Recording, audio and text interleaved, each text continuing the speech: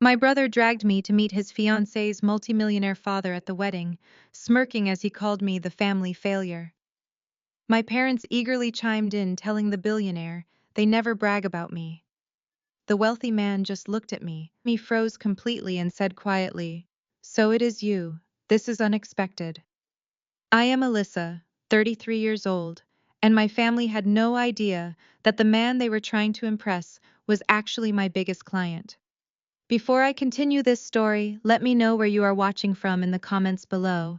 Hit like and subscribe if you have ever had to stand up to toxic relatives who constantly underestimated your worth. The crystal chandeliers of the exclusive Aspen Mountain Resort cast a warm golden glow over the rehearsal dinner, but the atmosphere at my particular table was absolutely freezing. We were sitting in a VIP private dining room, surrounded by towering floor-to-ceiling windows that looked out over the jagged snow-covered peaks. Waiters in crisp white uniforms moved silently around the room, pouring vintage champagne for the bridal party and ensuring every crystal glass remained full.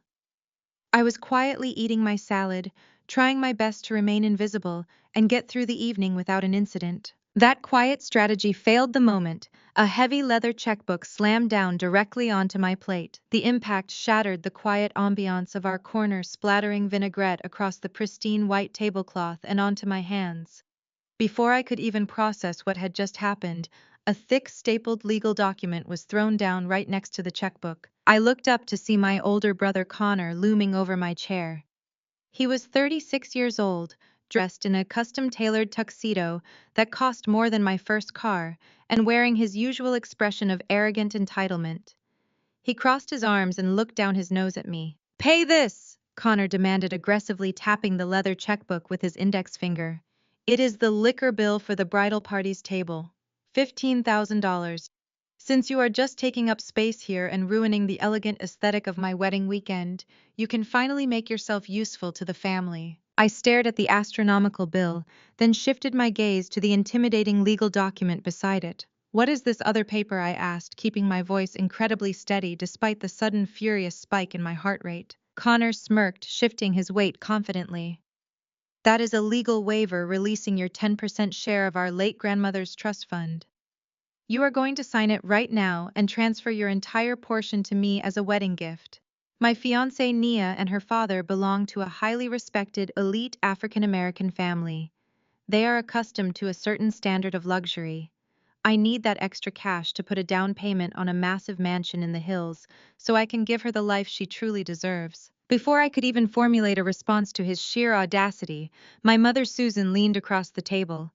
Her face was tight with intense disapproval, her heavy diamond necklace catching the chandelier light as she glared at me with absolute disdain. "Sign the document, Alyssa," my mother sneered, her voice dripping with venom.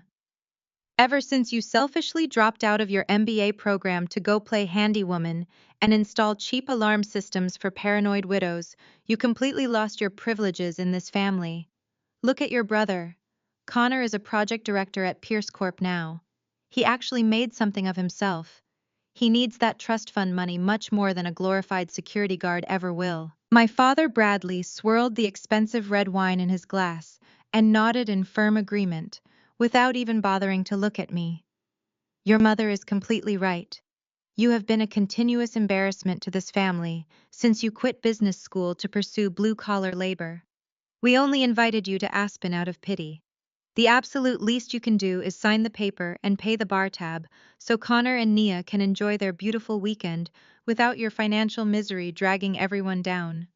Do not dare make a scene and ruin this for your brother." I looked at the three of them in utter disbelief. My own flesh and blood. For years they had treated my career choice as a running punchline at every holiday gathering. When I walked away from a traditional corporate path, they immediately labeled me the black sheep and cut me off emotionally. They genuinely thought I was driving around in a rusty van, climbing ladders and installing cheap doorbell cameras. They had absolutely no idea that my company, Aegis Spatial, was an ultra-exclusive, hyper-secure smart fortress tech firm. I designed invisible military-grade security systems and subterranean bunkers for billionaires and high-profile executives across the globe. I operated entirely under the alias A. Thorne to maintain maximum operational security for my elite clients. I was not broke. I was exponentially wealthier than all of them combined. I reached into my designer clutch, completely ignoring the legal waiver. I pulled out my solid metal American Express Centurion card. The heavy black titanium card made a distinct sharp clinking sound as I dropped it onto the leather checkbook. "I will pay for the liquor," I said calmly, looking Connor dead in the eye. "Consider it my one and only contribution to this circus of a wedding, but I am not giving you a single dime of my inheritance." With a swift, fluid motion, I picked up the thick legal waiver, ripped it straight down the middle, and dropped the torn pieces directly onto the floor at his expensive leather shoes. My mother gasped loudly, clutching her chest, as if she had been physically struck by my defiance. My father finally looked at me, his face rapidly turning an angry shade of purple as he set his wineglass down with a harsh thud. Connor stared at the torn paper on the floor, his smug, entitled expression instantly dissolving into pure, unadulterated rage. He lunged forward, grabbing a full glass of red wine from the center of the table. With a vicious, aggressive flick of his wrist, he hurled the dark liquid directly at me.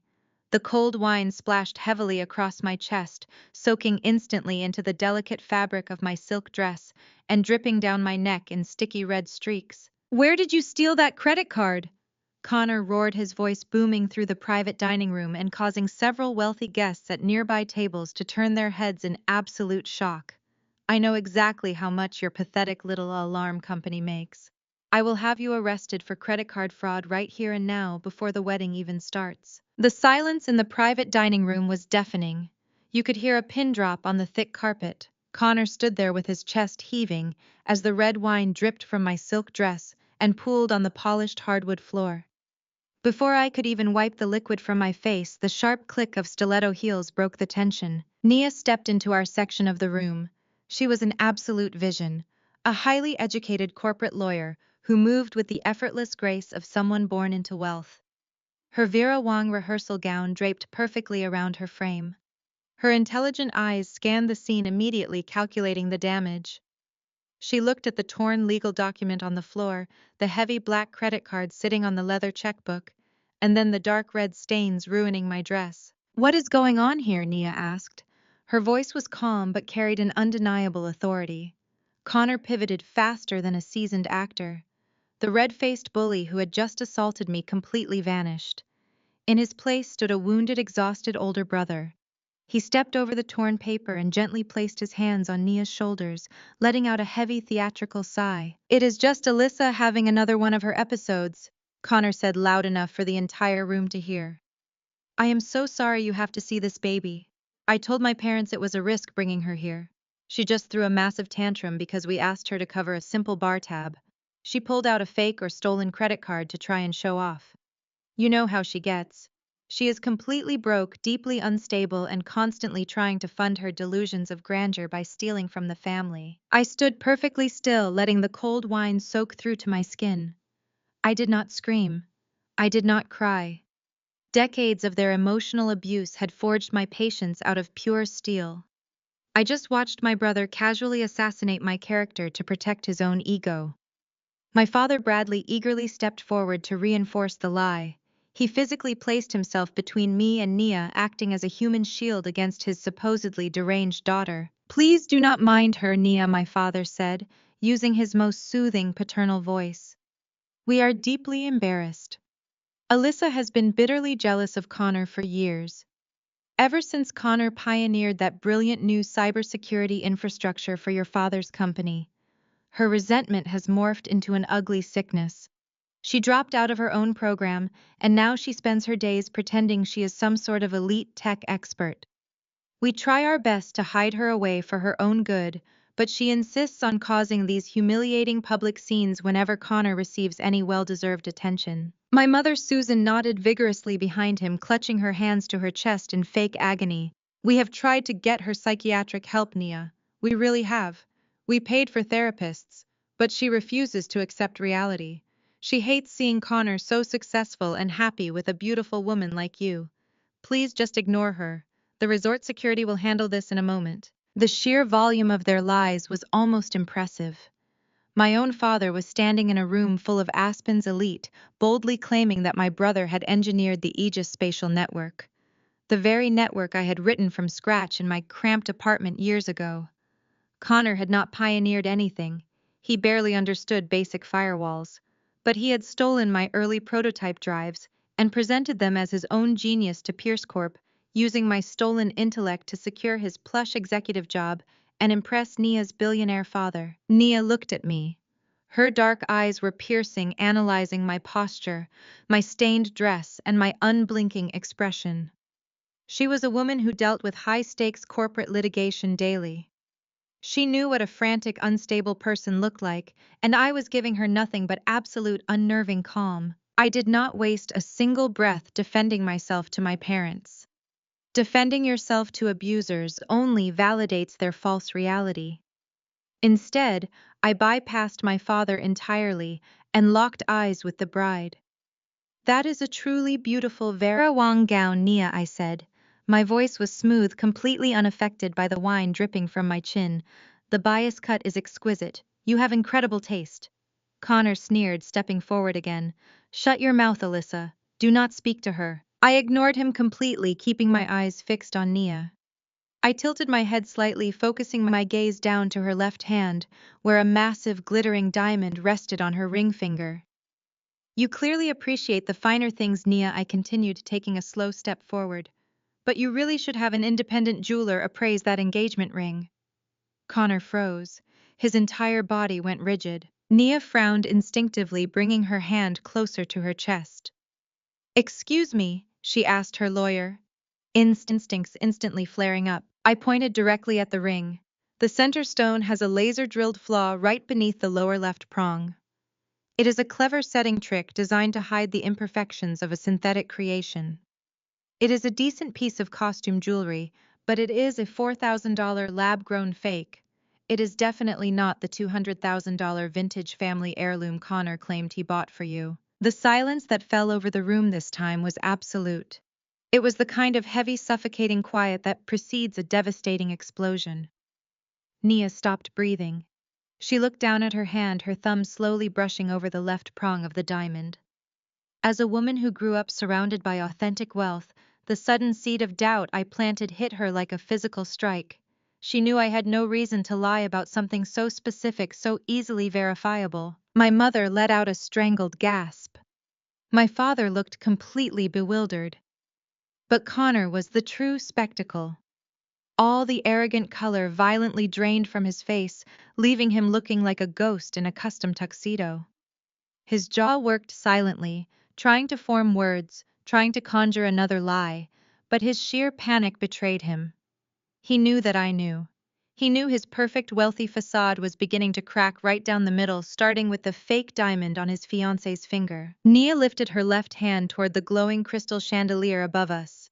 Her sharp corporate lawyer instincts overrode her shock. She narrowed her dark eyes, rotating the band slowly in the light. Her manicured thumbnail traced the platinum setting, stopping exactly at the lower left prong, where the laser-drilled flaw was hidden. The brilliant sparkle she had admired all evening suddenly looked flat and artificial. Connor completely lost his mind. The carefully constructed mask of the wealthy, successful groom shattered into a million pieces. He spun around and screamed across the room at the two Aspen Resort security guards stationed near the entrance. "Get this lunatic out of here right now." Connor pointed a shaking finger at me. "She is trespassing on a private event. She is harassing my fiancé. I want her physically removed and arrested for causing a disturbance." The guards exchanged a tense look and began marching briskly toward our table. I did not move a single inch. I stood my ground, calmly wiping a stray drop of Connor's thrown wine from my collar. I watched my older brother unravel in real time. "She is sick in the head," Connor babbled, turning back to Nia and frantically reaching for her hand. "Baby, listen to me. Do not listen to a single word she says. I bought that ring from an exclusive dealer in Antwerp. She is just a bitter dropout trying to ruin the happiest weekend of our lives because she installs cheap burglar alarms for a living." Nia pulled her hand away from his grasp. She did not yell. She just stared at him with an expression of pure, calculating ice. Before the resort security could lay a hand on my shoulder, The massive oak double doors of the private dining room swung open with a thunderous crack. The entire room went dead silent. Reginald Pierce strode into the room. Nia's father was an imposing self-made billionaire who had built a global tech and real estate empire from absolutely nothing. He radiated absolute power. He was flanked by four massive men in dark tailored suits, his elite personal security detail. The moment they stepped into the room, the Aspen Resort guards instantly backed away, completely intimidated by the sheer presence of Pierce's men. My parents practically tripped over themselves to reach him. The moment Reginald walked in, Bradley and Susan abandoned their venomous glaring at me and sprinted across the dining room like desperate fans at a concert. "Mr. Pierce, what an absolute honor!" Bradley announced aggressively, extending his hand to shake the billionaire's hand. "The resort is simply magnificent. We are so incredibly thrilled to merge our families this weekend. Connor has made us so proud working under your brilliant leadership at Pierce Corp." Susan flanked him, her voice dripping with artificial sweetness. "Your suit is impeccable, Reginald. We are just so blessed. Everything is perfect. Just a flawless evening for two flawless young people." They were sweating through their forced smiles, terrified that the billionaire would notice the wine dripping from my dress or the heavy tension suffocating the room. Connor realized his window of opportunity was closing. He saw Nia looking at the ring and knew he had to completely destroy my credibility. Before Nia could speak a single word to her powerful father, he lunged at me, his large hand clamped down hard on my upper arm. His fingers dug painfully into my skin as he aggressively yanked me forward. "Let go of me, Connor," I said, my voice low and dangerous. He ignored me forcefully, dragging me across the thick carpet directly into the path of Reginald Pierce. He shoved me forward slightly, positioning me like a criminal being presented to a judge.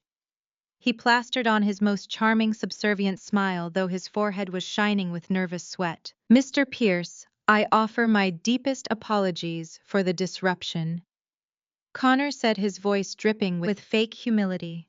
"I am so sorry you had to walk into this mess. This is my sister Alyssa. She is our family failure."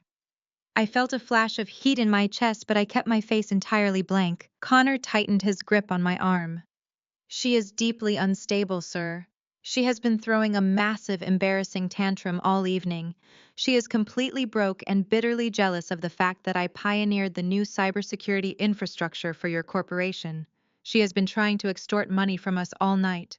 Please do not pay attention to anything she says. She is a known liar." My father nodded eagerly, desperate to secure his son's position with the billionaire. "It is the sad truth, Mr. Pierce. We do not even brag about her to our friends. We try to keep her away from important events, but she insisted on showing up just to cause a scene. She is an absolute embarrassment to the family name." Reginald Pierce stopped walking. He did not smile. He did not acknowledge my father's groveling. And he did not even look at Connor's sweating, desperate face. Instead, Reginald's sharp eyes dropped directly to my left wrist. I was wearing a heavy brushed titanium smartwatch. It was not a commercial brand. It was a custom-engineered device I had designed myself in the underground lab of my company. It possessed military-grade encryption, satellite uplinks, and biometric locks.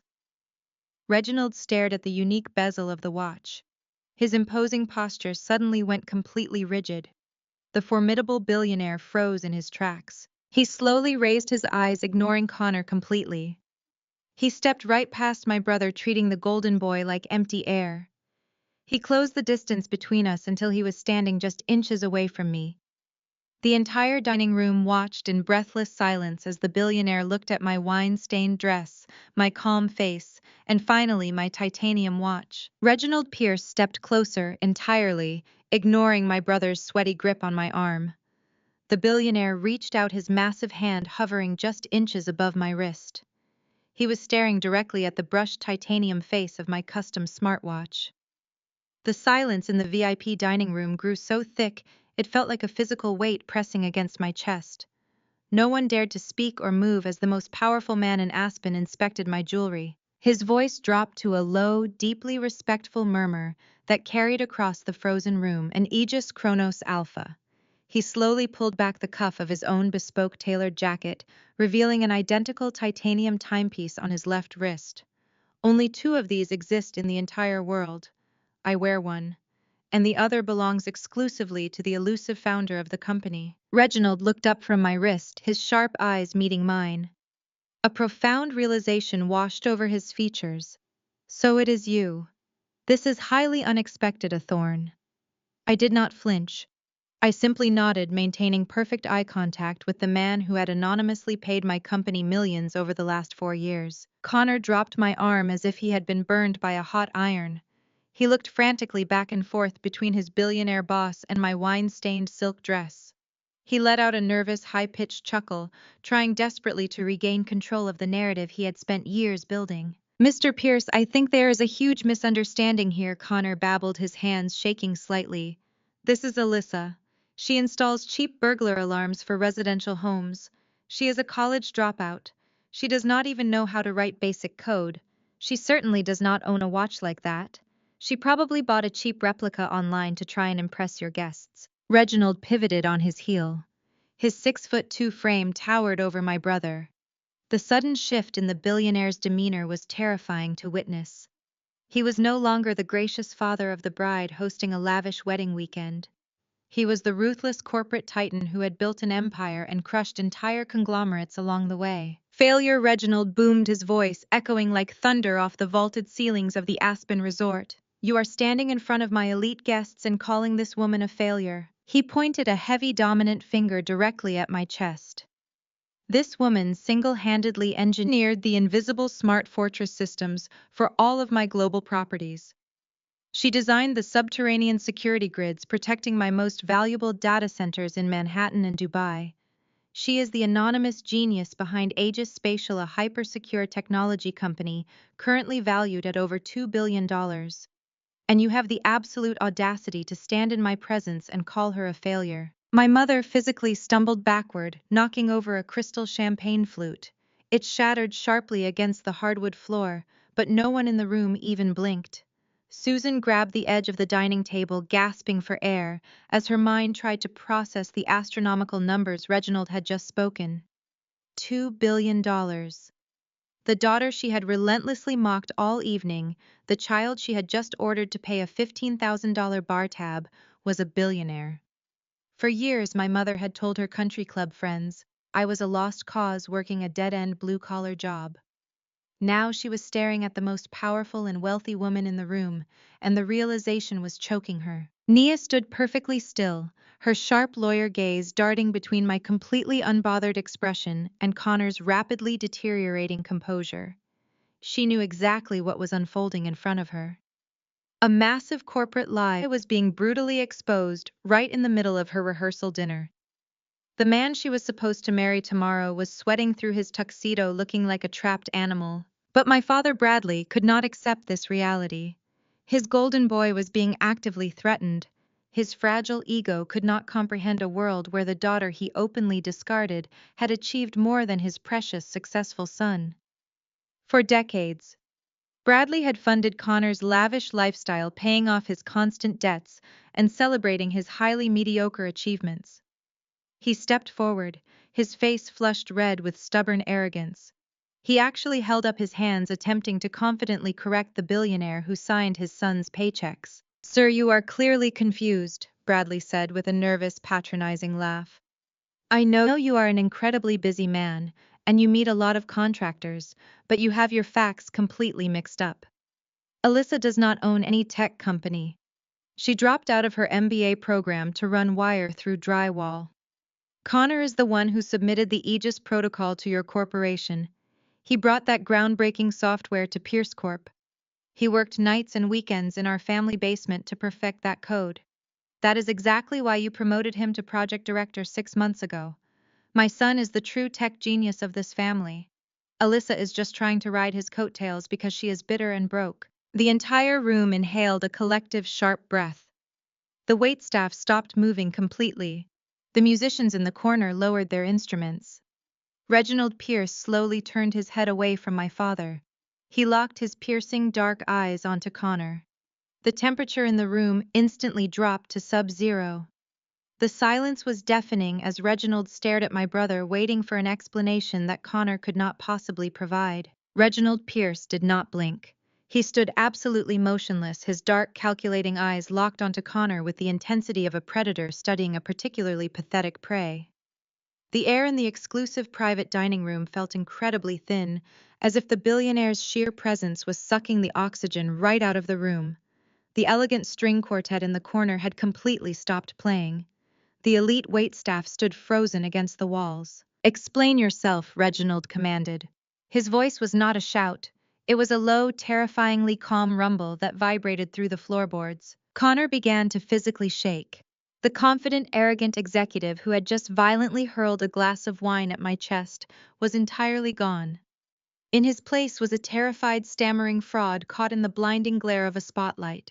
He looked desperately at Nia, hoping his beautiful, brilliant fiancée would throw him a legal lifeline, but Nia had taken 3 large steps away from him. She crossed her arms, her sharp eyes narrowed in intense scrutiny. "Sir, it is just a misunderstanding." Connor choked out, his voice cracking horribly. "My father was just speaking out of turn. He does not understand the nuances of corporate tech development. I led the team that integrated the protocol. I managed the rollout. My sister has nothing to do with this. She is just trying to extort me because she is jealous of my success and my relationship with your daughter." Reginald slowly turned his gaze toward my father Bradley, who was currently sweating through his expensive tailored suit. Bradley swallowed hard, suddenly realizing he had spoken entirely out of turn to a man who could financially ruin him with a single phone call. Susan clutched Bradley's arm, her face chalk white. She looked back and forth between the billionaire and my wine-stained silk dress, her mind frantically trying to process the catastrophic shift in the room's power dynamic. I decided it was time to end the pathetic charade.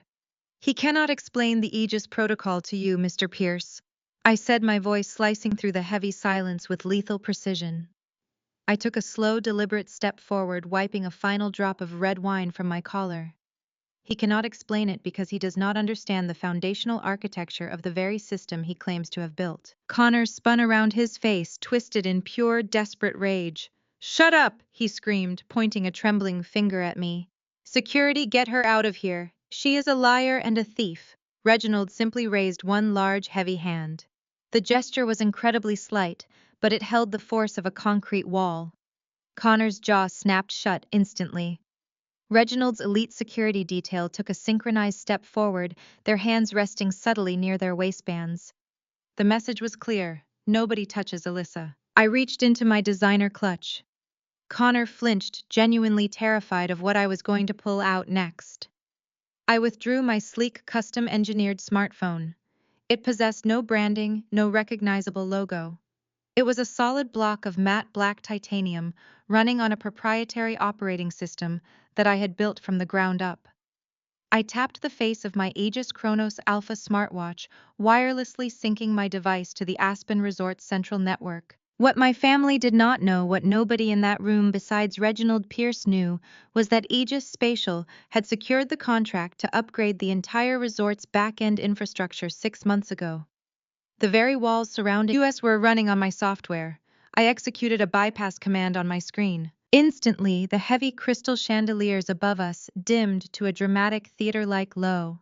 The wealthy guests gasped in shock as the ambient lighting shifted. The massive floor-to-ceiling smart glass windows that looked out over the snow-covered peaks immediately tinted to opaque black, plunging the room into shadows.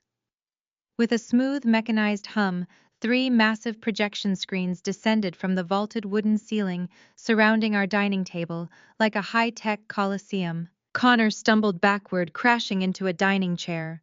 His eyes were wide with unadulterated terror. Nia gasped, her hand flying to her mouth as she realized the sheer level of technological control I possessed over the environment. My mother let out a terrified squeak, clutching her pearl necklace as if the world was ending. My father looked completely paralyzed, his mouth hanging open in silent shock. I cast my screen directly to the massive displays. Lines of complex, densely packed code began scrolling rapidly across the 3 screens, glowing a sharp, vibrant blue in the darkened room.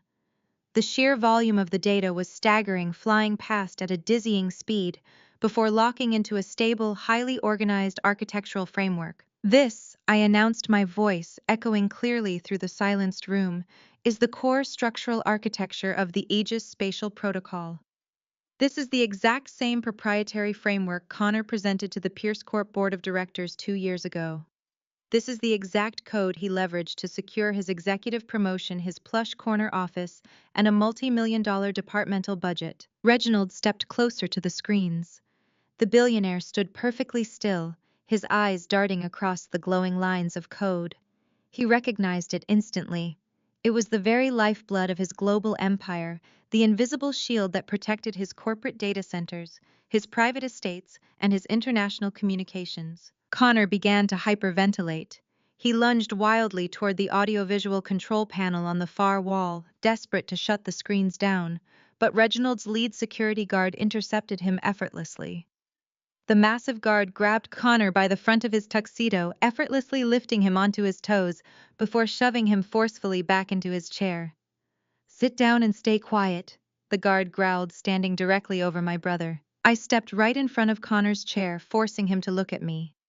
I dropped my quiet, accommodating demeanor entirely. Connor did not write a single line of that code. I stated my words, hitting him like physical blows. I turned to look directly at Reginald, who was listening with absolute terrifying focus. 3 years ago, Mr. Pierce, my parents, hosted a holiday dinner. They spent the entire evening doing exactly what they tried to do tonight. They mocked me. They humiliated me. They called me a failure and a disappointment because I had abandoned a traditional corporate path to start my own company. I gestured toward my shrinking, terrified parents. Bradley and Susan physically recoiled, looking like they wanted the floor to swallow them whole. While they were busy taking turns destroying my character in the dining room, Connor sneaked into my old bedroom. I continued pacing slowly beneath the glowing blue screens. Connor was failing at his mid-level tech job. He was drowning in debt and desperate for a miracle to save his pathetic career. He found my encrypted hard drive sitting on my desk. He stole my early algorithms, took my life's work, slapped his name on the presentation file, and handed it directly to your company. Connor violently shook his head, tears of panic streaming down his face. He looked at Nia, begging for salvation. "She is lying, Nia. I swear to God she is a vindictive, psychotic liar. I wrote that system. It was my genius. She is just trying to destroy us." Nia did not move toward him. She looked at the screens, then at me, her sharp legal mind rapidly assembling the pieces of a massive corporate fraud case. I did not raise my voice. I simply offered a cold, calculated smile that made my brother shrink further into his chair. "You stole my drives, Connor," I said softly. "But you were too fundamentally arrogant and far too stupid to realize what you were actually stealing. You did not take the finalized operational Aegis protocol." I paused, letting the silence stretch out for maximum impact. "You took an obsolete, highly unstable beta version. It was a discarded rough draft that I had planned to wipe because it contained critical structural vulnerabilities." Reginald Pierce inhaled sharply. The billionaire's imposing frame stiffened. He instantly understood the catastrophic implications of integrating a vulnerable, unstable security system into a global corporate network. Nia let out a sharp gasp of horror, her hands trembling as she realized the man she almost married was a fraudulent thief who had actively endangered her father's entire empire. "If you actually understood the code you stole, Connor," I said, lifting my titanium phone again, "you would have known how to read the foundational root files. You would have known to check the deepest layers of the architecture before presenting it to a billionaire." I executed a single final command on my screen. The massive projections instantly shifted. The rapid scrolling lines of blue code suddenly stopped entirely. The text violently zoomed in, isolating a very specific, heavily encrypted string of characters buried deep within the system's core architecture. The lines of code rapidly reformatted, stripping away the operational commands to reveal a hidden, undeniable text block. It was a digital watermark. It was permanently embedded into the very foundation of the software Connor had claimed as his own brilliant creation. It was entirely impossible to remove without collapsing the entire system. The text glowed brightly on the massive screens for every single elite guest in the room to read clearly. Dedicated to Grandmother Eleanor. Thank you for believing in my vision when absolutely no one else did. Architect and sole founder, Alyssa Thorne. Connor stared up at the massive glowing screens. His mouth opened and closed repeatedly, but absolutely no sound came out. The air had been completely knocked out of his lungs. He was caught red-handed. He was publicly, undeniably exposed as a thief, a liar, and a total fraud in front of his billionaire boss, his brilliant fiancée, and the most elite members of Aspen society. The silence that followed was heavy enough to crush bone. Connor broke the paralyzing quiet with a frantic, wet gasp. He clawed at the collar of his custom tuxedo, suddenly looking as though the silk fabric was suffocating him. He pointed a trembling manicured finger at the massive projection screens illuminating the room, then whipped his head toward Reginald Pierce. "She hacked my network!" Connor shrieked, his voice cracking in a pathetic, high-pitched register that echoed off the crystal chandeliers. "She is a malicious cybercriminal, Mr. Pierce. You have to understand what you are looking at. She breached my private servers. She manipulated the visual output of this room, and she embedded that fake watermark into my presentation files just now. This is a coordinated smear campaign. She is framing me to steal my credit." Connor was sweating so profusely that thick drops were rolling down his forehead and stinging his eyes. He frantically wiped his face with the back of his sleeve, smudging his expensive cologne into a desperate stench of fear. He looked wildly around the room, making eye contact with the elite Aspen guests, begging them with his wide, terrified eyes to believe his pathetic fabrication. Nia took another deliberate step away from him. Her expression had hardened into a mask of pure corporate litigation. As an attorney, she dealt with liars, frauds, and desperate men every single day. She recognized the frantic cadence of a cornered criminal. She looked at her father, waiting for his move. Reginald Pierce did not even blink at Connor's hysterical outburst. He simply raised two fingers in the air. Immediately, the lead security officer stepped forward from the shadows of the double doors. He was a massive, imposing man with a tactical earpiece and a heavy tablet secured in his grip. He moved with the silent, lethal efficiency of a former military operative. "Verify it, Vance," Reginald ordered, his voice an absolute glacier. Vance did not hesitate. His thick fingers flew across the tablet screen, interfacing directly with the Pierce Corp Enterprise servers via his secure satellite uplink. The entire dining room watched in absolute terrifying silence as the security chief ran real-time diagnostics on the code projected on the walls. Connor was visibly vibrating. He looked at my parents, silently pleading with them to intervene. My father, Bradley, took a hesitant step forward, clearing his throat loudly. "Now let us be reasonable here." Bradley started attempting to project his usual arrogant authority, though his voice trembled noticeably. "Mr. Pierce, Connor is your top executive. He has been loyal to you. Alyssa is simply a bitter dropout who fixes doorbells. She probably learned a few hacking tricks online to ruin her brother's big day. You cannot possibly take the word of a disgruntled sibling over the man who—" "Quiet," Reginald commanded. He did not raise his voice, but the sheer crushing weight of his authority slammed into my father like a physical blow. Bradley instantly snapped his mouth shut, shrinking back beside my mother, who was now quietly hyperventilating into a silk napkin. Vance looked up from his tactical tablet. He locked eyes with Reginald. "The digital signature is authentic," Sir Vance reported, his deep voice carrying flawlessly across the room. "I am looking at the original source architecture on our proprietary servers right now. The watermark is hard-coded into the foundational root files. It has been there since the exact second Connor submitted the protocol 2 years ago. Furthermore, the IP logs attached to the root creation do not match Connor's residential network or his corporate terminal." Vance turned his gaze toward me, giving a sharp, respectful nod. "The original creation logs route directly back to a classified military-grade server bank belonging to Aegis Spatial," Vance concluded. "The encryption keys match the proprietary biometric signature of Alyssa Thorne. There is absolutely no hack here, Mr. Pierce. Connor submitted stolen watermarked property and claimed it as his own." A collective gasp rippled through the VIP guests. The high society elites who had been whispering about my stained dress moments ago were now staring at Connor with open, undisguised disgust. I kept my posture perfectly straight, my hands resting calmly at my sides. I watched Connor's entire universe completely implode. Nia finally spoke. Her voice was like cracking ice. You submitted stolen intellectual property to my father's company. Nia stated, her legal mind instantly assessing the catastrophic liability. You stood in my family's boardroom, accepted a massive executive promotion, and took millions of dollars in bonuses, all based on a system you stole from your own sister. Nia, baby, please, Connor begged, falling forward and reaching for her hands. It is not what it looks like. I modified it. I changed things. I made it better. Do not touch me, Nia commanded, stepping backward so sharply that Connor stumbled. You are a fraud. You are a thief. And you gave me a lab-grown synthetic ring while claiming it was a $200,000 family heirloom. You have lied to me since the absolute second we met. My mother Susan let out a sharp, devastated wail. Connor, tell them it is a mistake. Tell them you did the work. She looked at me, her face twisted in a mixture of profound shock and desperate anger. Alyssa, stop this right now. Turn off these screens. Tell Mr. Pierce this is just one of your childish pranks. You are ruining your brother's life. I did not break eye contact with my mother.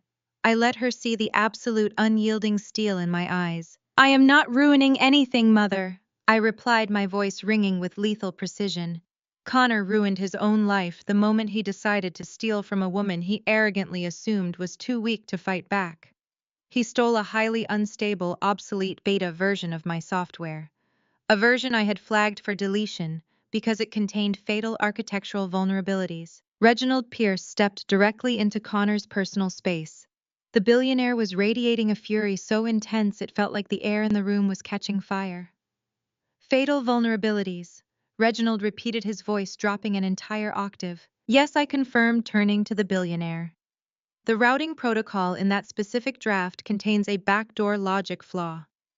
If a hostile entity flooded the specific bandwidth with a targeted denial of service attack, the entire security grid would instantly collapse, leaving the physical premises entirely blind and the data servers completely exposed. It is a useless, broken system. Connor shook his head frantically, his face completely devoid of color. It works. The system works perfectly. We have had it running for 2 years and nothing has happened. Reginald grabbed Connor by the lapels of his expensive tuxedo. He hauled my brother upward, forcing Connor to stand on his tiptoes. You absolute monumental idiot! Reginald snarled, his composure finally shattering into pure raw rage. Do you have any idea what you have done? Sir, please, Connor whimpered, tears spilling down his cheeks, ruining his perfectly styled image. I just wanted to impress you. I wanted to be worthy of Nia. Reginald shoved Connor backward with massive force. Connor hit the dining table, sending crystal glasses and silver cutlery crashing to the floor in a deafening clatter. You did not just submit this stolen broken code as a school project. Connor, Reginald roared, his voice booming with terrifying authority. You did not just use it to secure a corner office and a fat paycheck. I took the security protocol you swore you built from scratch, and I leveraged it to secure the largest corporate contract in the history of Pierce Corp. The room went dead silent again. The kind of silence that feels heavy, suffocating, and absolute. My father Bradley suddenly looked like he was going to vomit. He grabbed the back of a chair to keep his balance. What contract? Daddy, Nia asked, her voice trembling slightly as the legal implications began to dawn on her. Reginald did not look at his daughter. He kept his furious gaze locked onto the pathetic, sniveling mess of a man bleeding out against the dining table. 6 months ago, based entirely on the flawless security test runs of what I thought was your proprietary system, Reginald explained, his voice vibrating with absolute menace. I sold this exact software architecture to the United States Department of Defense. My mother let out a sharp, horrified scream. She clamped both hands over her mouth, her eyes wide with absolute terror. My father collapsed into a chair, his legs completely giving out beneath him. I stood perfectly still, watching the glorious, devastating realization hit my brother. The federal government is currently utilizing that stolen, highly vulnerable beta code to secure 3 distinct naval intelligence data centers on the eastern seaboard. Reginald continued, stepping closer to Connor until he was looming over him like a judge delivering a death sentence. You sold stolen intellectual property to me, and I unknowingly sold it to the Pentagon. Connor began to hyperventilate violently. He clutched his chest, gasping for air as a full-blown panic attack seized his body. Corporate espionage, Reginald stated coldly, listing off the charges like a grim reaper. Grand larceny, wire fraud, and defrauding the federal government of the United States of America. You just placed national security assets at risk because you were too arrogant to write your own code and too stupid to realize you were stealing a broken prototype. Connor slid down the edge of the table. His expensive leather shoes slipped on the spilled wine, and he collapsed onto the hardwood floor. "You are not just fired, Connor," Reginald said, his voice dropping to a terrifying, deadly calm.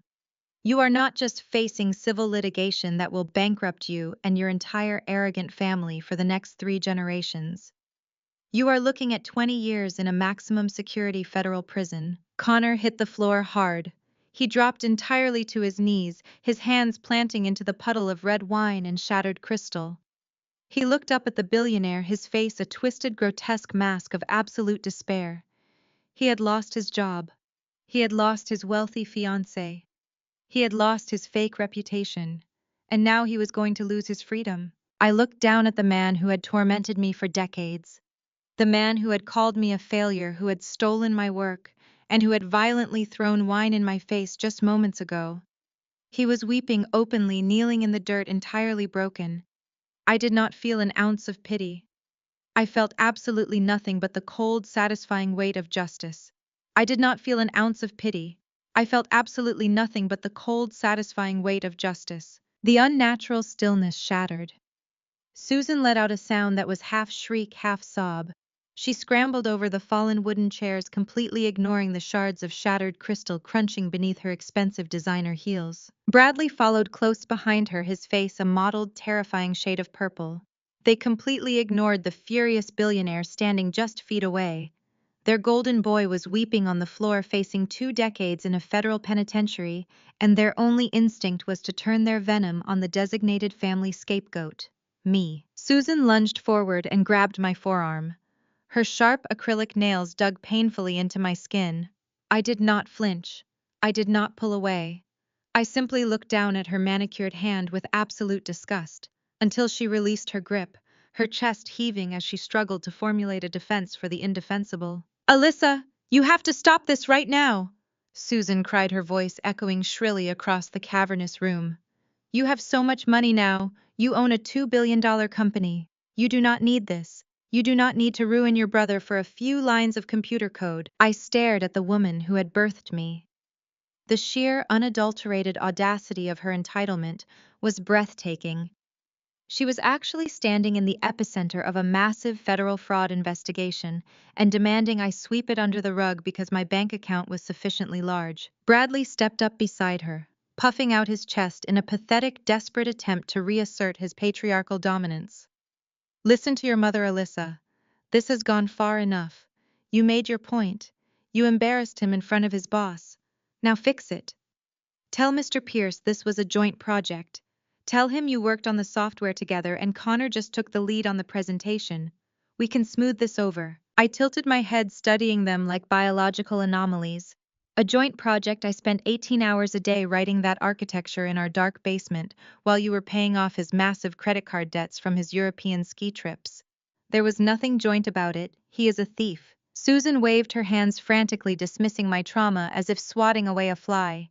"We only treated you harshly so you would toughen up. You were always so sensitive, so isolated and focused on your little computer projects. We had to prepare you for the real world. Look at you now.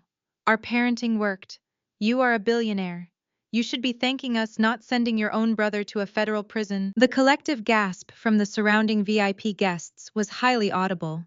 Even the elite Aspen socialites, people accustomed to ruthless corporate maneuvering and cutthroat negotiations, were visibly sickened by the blatant emotional manipulation pouring from my mother's mouth. Nia, standing near her father, let out a harsh, bitter laugh. "You abused her to toughen her up. You are actively trying to force her to confess to federal treason to save your fraudulent son. You people are genuinely repulsive." Susan ignored Nia completely. Her manic, desperate focus was locked entirely onto me. "Hi is your brother, Alyssa. Blood is blood.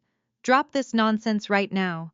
Fix the code for Mr. Pierce. Tell him Connor helped you build it. and we can all walk away from this resort tonight as a family. A family. The word tasted like ash on my tongue. For 25 years I had craved a seat at their table.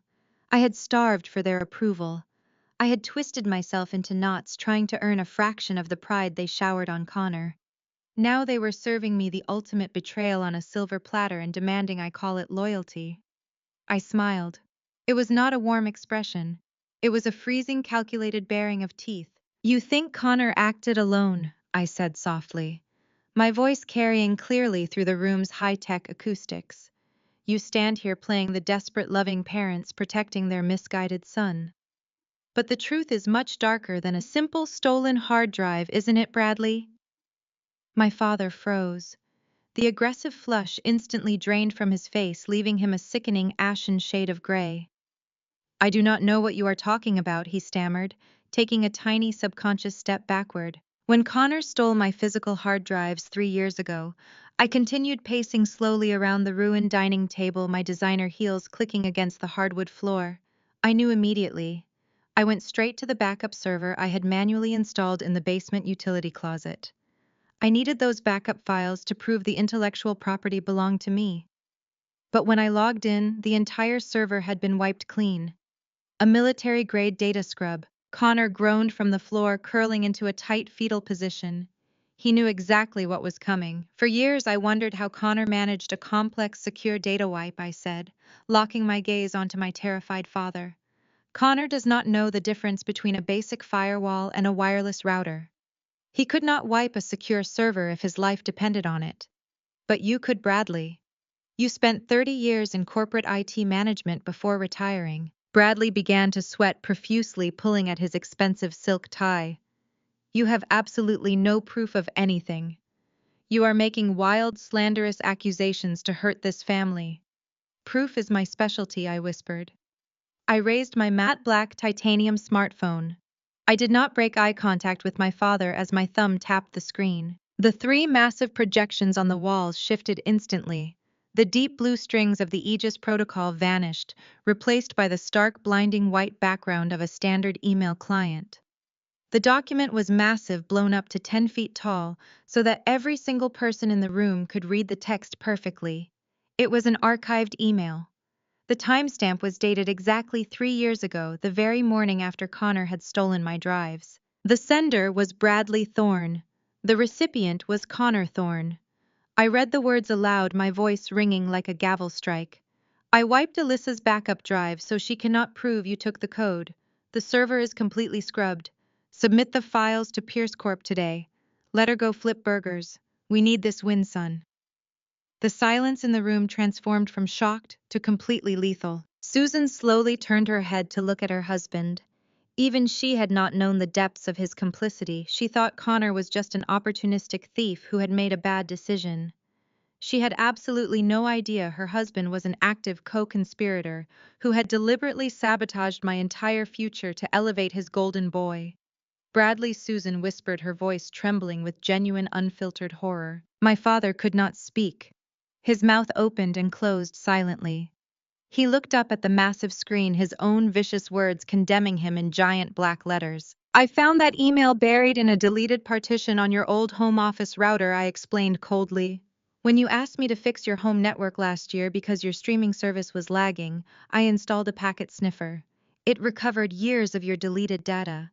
I have been holding on to this specific email, waiting for the perfect moment to understand exactly how deep the rot in this family went." Reginald Pierce stepped forward. The billionaire moved with the heavy, unstoppable momentum of a freight train. He stood shoulder to shoulder with his lead security officer, Vance. "Vance," Reginald said, not taking his furious eyes off my father. "Contact the federal authorities. Have them dispatch a tactical white-collar crime unit to this resort immediately. Ensure the FBI field office in Denver is alerted." "Yes, sir," Vance replied, already speaking rapidly into his secure comms unit. "Mr. Pierce, please." Bradley begged, his voice dropping into a pathetic, reedy whine as his arrogance entirely evaporated. "It was just a family dispute. It was an internal matter regarding a college computer project. You cannot involve the federal government. It will ruin us." Reginald laughed. The sound contained zero humor. It was a sharp barking sound of pure concentrated contempt. A family dispute, Reginald repeated, tasting the words with absolute disgust. You actively aided and abetted the theft of highly classified software architecture. You conspired to defraud my global corporation. You facilitated the sale of compromised security protocols to the United States Department of Defense. You are not just a terrible father, Bradley. You are a domestic terrorist by proxy. Bradley's knees finally gave out. He collapsed heavily into the nearest dining chair, burying his face in his shaking hands. He was a man who had spent his entire life obsessing over country club status, golfing handicaps, and neighborhood prestige. Now he was facing federal indictment, asset seizure, and total public ruin. Susan was backing away from both her husband and her son. The reality of the situation was violently tearing down the pristine facade she had spent decades meticulously maintaining. She looked at me, her eyes wide and searching for any shred of the desperate, eager-to-please daughter she used to command. She found nothing.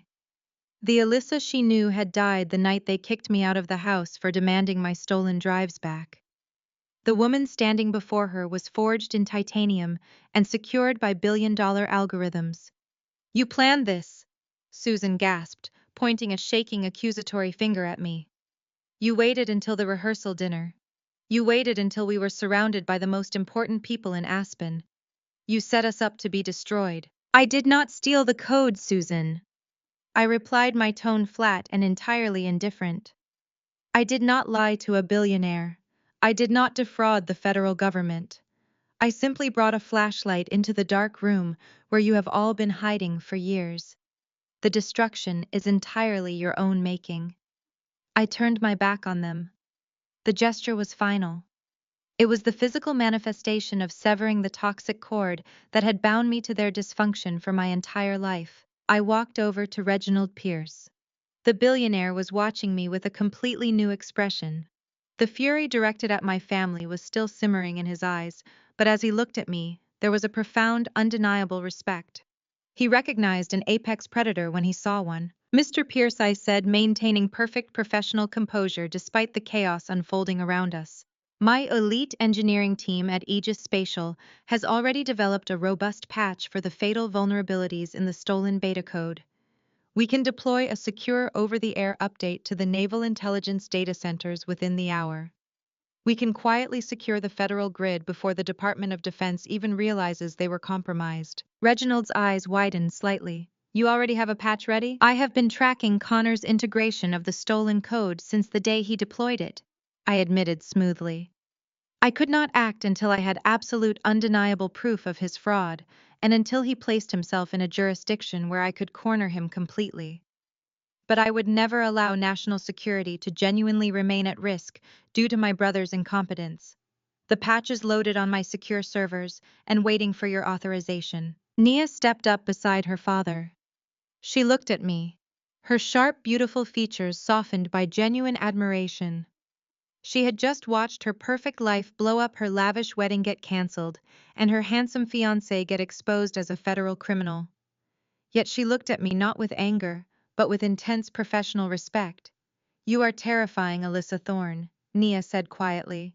And I mean that as the highest possible compliment. Thank you, Nia, I replied. I am genuinely sorry about your wedding. You deserve significantly better than a fraud. Better to find out today than at the altar tomorrow, she said, pulling the massive synthetic engagement ring off her finger. She tossed it onto the table where it landed next to a shattered wine glass, the fake diamond catching the low light. My father's legal team is going to annihilate them criminally, but I want to personally draft the civil suit for damages. I am going to take everything they own. Reginald nodded slowly, a grim, highly satisfied smile finally touching his lips. Do it. Bankrupt whatever is left of them. He turned his attention back to me, extending his large hand. Miss Thorne, we need to secure that federal grid immediately. And once that is handled, you and I are going to have a very long conversation about a permanent, highly lucrative partnership between Pierce Corp and Aegis Spatial. I look forward to it, Mr. Pierce, I said, shaking his hand firmly. The distant wail of police sirens began to echo up the winding mountain road, cutting sharply through the quiet Aspen night. The federal tactical units were arriving. The elite resort security had already locked down all exterior doors and blocked the elevators. There was no escape. Connor was still on the floor weeping loudly into his hands, mourning the end of his stolen life. Bradley sat paralyzed in his chair, staring blankly at the projected email that had sealed his fate. Susan stood isolated in the corner, clutching her pearls, realizing she had lost her golden boy, her wealthy lifestyle and her social standing all in the span of 10 minutes. I did not look back at them as I followed Reginald and Nia Pierce out of the dining room. I had spent my entire life trying to earn a place at their miserable table. Tonight I had bought the entire building and permanently evicted them from the premises. I stopped right at the threshold of the heavy oak double doors. Reginald Pierce was already stepping into the brightly lit hallway, but Nia froze beside me. Her hand was resting on the brass door handle, but her knuckles were completely white. She took a slow, deliberate breath that expanded her chest. The brilliant corporate attorney who had spent her entire career dismantling fraudulent executives in federal courtrooms was not quite finished with her work. Nia turned her back to the hallway and faced the ruined dining room. She did not scream. She did not display a single ounce of the hysterical panic that was currently consuming my mother. Nia dealt exclusively in facts. She thrived on paper trails and undeniable ledgers. She walked back toward the massive mahogany dining table with the predatory grace of a shark circling bleeding prey. "Get up, Connor," Nia commanded. Her voice was flat and devoid of any human warmth. Connor was still curled on the floor, clutching his stomach as if he had been physically disemboweled. He peered up at Nia through bloodshot, tear-soaked eyes. He let out a pathetic whimpering sound, reaching one trembling hand toward the hem of her designer dress. "Nia, baby, please," Connor choked out. "I am so sorry. I was just trying to be the man you wanted. I wanted to give you the world." I panicked. "Do not ever call me baby again," Nia stated, her tone dropping the temperature in the room by another 10 degrees. "Stand up and face me. We are going to have a brief, highly documented legal discussion regarding the wedding finances." Connor scrambled to his feet, slipping slightly in the puddle of spilled wine. He wiped his face, leaving streaks of dirt and sweat across his pale cheeks. My parents, Bradley and Susan, instantly stopped their frantic whispering. They turned their horrified attention back to Nia. They were desperately hoping that Nia was about to offer their son some sort of legal clemency or a way out of the impending federal indictment. They were entirely wrong. Nia reached into her structured leather tote bag and withdrew a sleek silver iPad. She did not even look at Connor as she tapped the screen. She turned her gaze to me. "Alyssa," Nia said, her voice projecting clearly across the room. "You currently have absolute control over the audiovisual architecture of this room. I need to cast my display to the main screens." I gave her a single sharp nod. I tapped the face of my matte black titanium smartphone, authorizing her device to bypass the resort's encrypted firewall. "You have full access, Nia. The floor is yours." The massive projection screens surrounding the dining table flickered instantly. The damning email from my father vanished. In its place, a highly detailed banking spreadsheet appeared, glowing brightly in the dim light.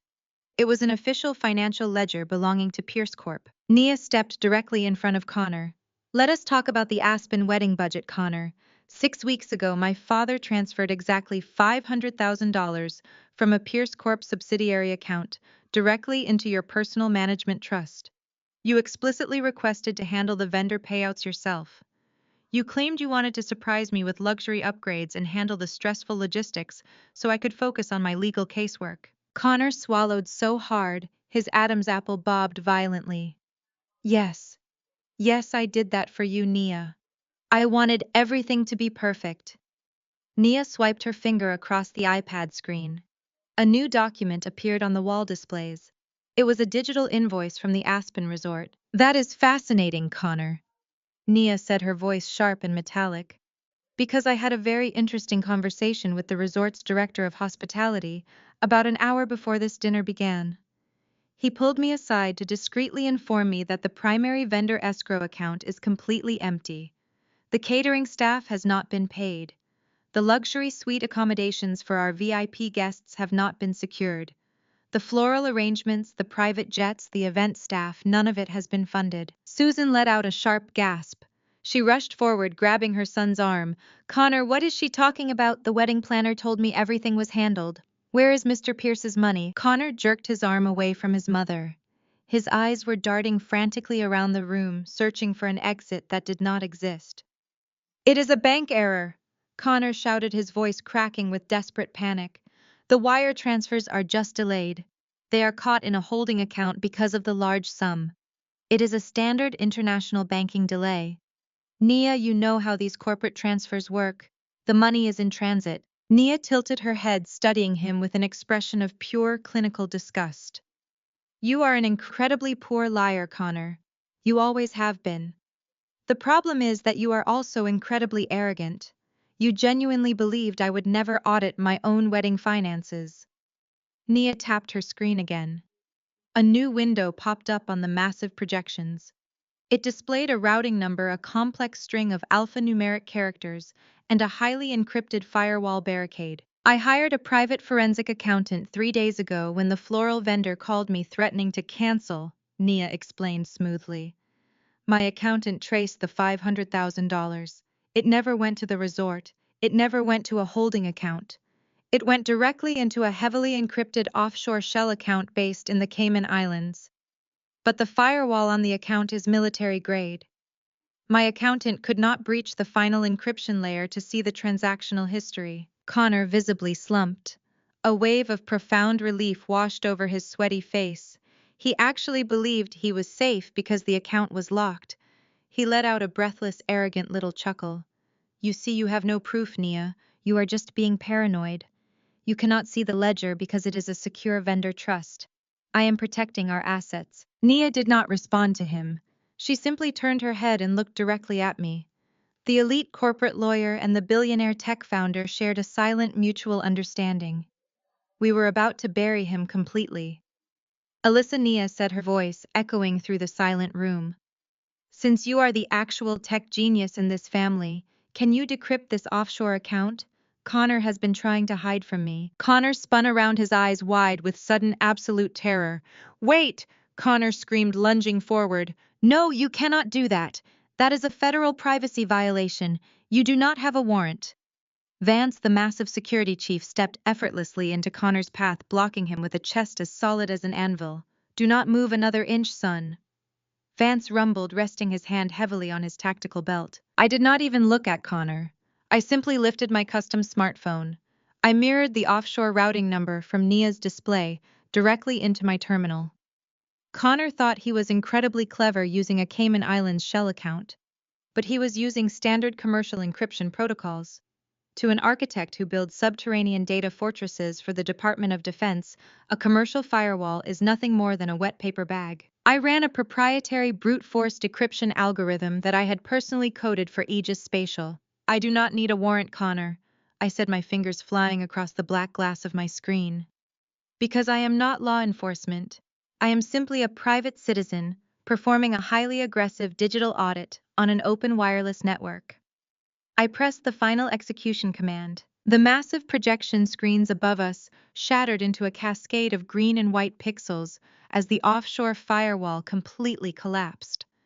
The encryption melted away in less than 4 seconds. The true destination of Reginald Pierce's $500,000 was laid entirely bare for the room to see. My father Bradley let out a strangled, horrified noise that sounded like a dying animal. The screens displayed the offshore ledger. The current available balance was $0.00. Below the empty balance was a transactional history containing hundreds of rapid-fire wire transfers. The money had not gone to florists or caterers. It had been funneled directly into offshore sports betting syndicates and high-stakes crypto gambling platforms. There were transfers of $10,000, $20,000, and $50,000, all executed within the last 45 days. Connor had aggressively bet on international soccer matches, obscure algorithmic coin drops, and illegal online poker rooms. I had lost every single cent. He gambled it away. Nia stated, her voice ringing with the finality of a gavel striking a judge's block. You took my father's money, the money meant to celebrate our marriage, and you fed it into a degenerate gambling addiction. Susan physically collapsed. Her knees buckled, and she hit the floor beside the ruined dining table. She buried her face in her hands, sobbing hysterically. Her golden boy, the son she had elevated above me, Her entire life, the son she had praised and coddled and protected, was a completely irredeemable degenerate. He was a thief, a liar, a corporate spy, and a gambling addict. Bradley stared at the screens, his mouth hanging open. $500,000, Bradley whispered, his voice trembling with sheer, unadulterated shock. Connor, how could you? We paid off your credit cards. We cleared your debts. You promised me you stopped betting. Connor was hyperventilating so hard he was turning blue. He clawed at his own hair, ripping his perfect styling into a frantic mess. It was a sure thing, Connor shrieked, addressing the ceiling rather than the people in the room. I had a system. I was going to double the venue money. I was going to pay the resort and keep the profit. The market just turned on me. It was bad luck. I just needed a little more time to win it back. Reginald Pierce stepped out of the shadows. The billionaire had been silent, observing the total dismantling of Connor Thorne with cold, calculating eyes. Now he moved forward, radiating absolute power. You stole from my corporation to impress me. Reginald stated, his voice low and deadly. You endangered federal security to secure a promotion. And then you stole directly from my personal accounts to feed an offshore gambling habit. Reginald looked at Vance, giving a single sharp nod. Add grand theft and wire fraud to the federal indictment, Vance. Ensure the FBI brings a forensic accounting team. I want every single digital footprint this pathetic excuse for a man has ever left entirely eradicated. Yes, sir, Vance confirmed, pulling a set of heavy steel zip ties from his tactical vest. Connor let out a raw, guttural scream. He scrambled backward across the hardwood floor, desperately trying to escape the security chief. He hit the wall, sliding into the corner like a trapped rat. Mom, Dad, do something! Connor wailed, reaching his hands out toward his parents. Call a lawyer. Give him the money back. Sell your house. Just pay him back. Susan and Bradley did not move. They sat frozen in the wreckage of their own making. They could not sell their house to save him. The civil suits Nia was about to file would freeze every asset they possessed by morning. They were completely and utterly powerless. They had spent decades enabling a monster, and now the monster was finally being caged. Nia looked down at Connor, her face completely devoid of emotion. She slung her designer tote bag over her shoulder. Enjoy federal prison, Connor. I hear they do not have very good Wi-Fi for your sports betting. Nia turned on her heel and walked elegantly toward the heavy oak doors without looking back a single time. Reginald Pierce offered me a respectful nod, adjusting his tailored suit jacket before following his daughter out into the hallway. I stood alone in the center of the room, looking down at the people who had made my life a living hell. Connor was sobbing hysterically as Vance hauled him to his feet, securing his wrists with the heavy zip ties. Susan was weeping into the carpet. Bradley was staring blankly at the wall, his entire existence shattered. I tapped my smartphone, wiping the massive projection screens completely black. I slipped the phone back into my designer clutch, snapping it shut with a sharp metallic click. I did not say goodbye. They did not deserve another word from me. I turned and walked out the doors, leaving them to the federal authorities and the cold, bitter reality of their own total destruction. I paused with my hand resting on the heavy brass handle of the dining room door. My designer heel had just stepped on something thick and crumpled lying near the threshold. I looked down. It was the legal waiver. The same wine-stained document Connor had aggressively shoved at my chest earlier this evening, demanding my immediate signature. I slowly bent down and picked up the heavy cardstock. Earlier tonight, Connor had vehemently claimed this was simply a standard forfeiture agreement. He told everyone it was merely a legal formality to sign away my 10% of our grandfather's inheritance so he could cover the exorbitant cost of this rehearsal dinner. But knowing what I knew now, knowing that he had completely drained the wedding funds and funneled $500,000 into offshore betting syndicates, the existence of this document suddenly made absolutely zero sense. Why would a man who had already stolen $500,000 care about a relatively tiny inheritance fraction? I turned my back to the hallway and faced the ruined room once more. Vance was just finishing securing the thick plastic zip ties around Connor's wrists, while Reginald and Nia Pierce watched with cold satisfaction. Wait, I called out. My voice sliced through the heavy air, instantly commanding the attention of every single person left in the room. I think the federal investigators are going to want to take a very close look at this document. I unfolded the crumpled paper, smoothing out the creases. I bypassed the standard inheritance forfeiture jargon on the front page and flipped directly to the dense microscopic legal print buried at the very bottom of the second page. My eyes quickly scanned the complex financial terminology. My blood ran ice cold. Connor was not just a thief, he was a complete sociopath. I looked up, locking my gaze onto my brother, who was now kneeling on the floor in a puddle of spilled wine. "This is not an inheritance waiver," I announced, holding the document up high. "This is an irrevocable guarantor agreement." Nia Pierce instantly snapped her head toward me, her sharp legal instincts fully activated. "Read the indemnification clause, Alyssa. Read it out loud." I focused on the fine print, my voice ringing with absolute clarity. "By signing this document, the undersigning party agrees to assume full primary financial liability and absolute guarantor status for the outstanding principal and all accruing interest of the offshore debt portfolio listed in Addendum B." I flipped to the back page. Addendum B listed a Cayman Islands holding company, the exact same offshore shell company I had just exposed on the massive projection screens. "The outstanding principal debt is listed right here," I stated, looking directly at my parents. $3 million. The entire room inhaled a collective horrified breath. The sheer magnitude of the betrayal hung in the air like a physical weight. Connor did not just embezzle the wedding funds. I explained, my tone completely flat. He lost the initial $500,000, and then he kept gambling. He leveraged his fake executive position at Pierce Corp to take out a massive line of illegal offshore credit to chase his losses. He racked up $3 million in high-interest syndicate debt. I threw the crumpled document onto the ruined dining table. I knew the debt collectors were coming for him. I continued staring at my pathetic brother. He knew he was completely bankrupt, so he drafted this fraudulent waiver. He brought it to his own rehearsal dinner, intending to bully and publicly humiliate me into signing it without reading the fine print. He wanted to legally anchor his entire catastrophic $3 million gambling debt directly to my $2 billion company. He was going to use me as his personal human shield. Susan stumbled backward, clutching her chest as if she had been shot. She looked at her golden boy, the son she had sacrificed my entire childhood to protect, with pure, unadulterated revulsion. Bradley's face contorted in absolute horror. The blood drained completely from his cheeks, leaving him looking like a corpse.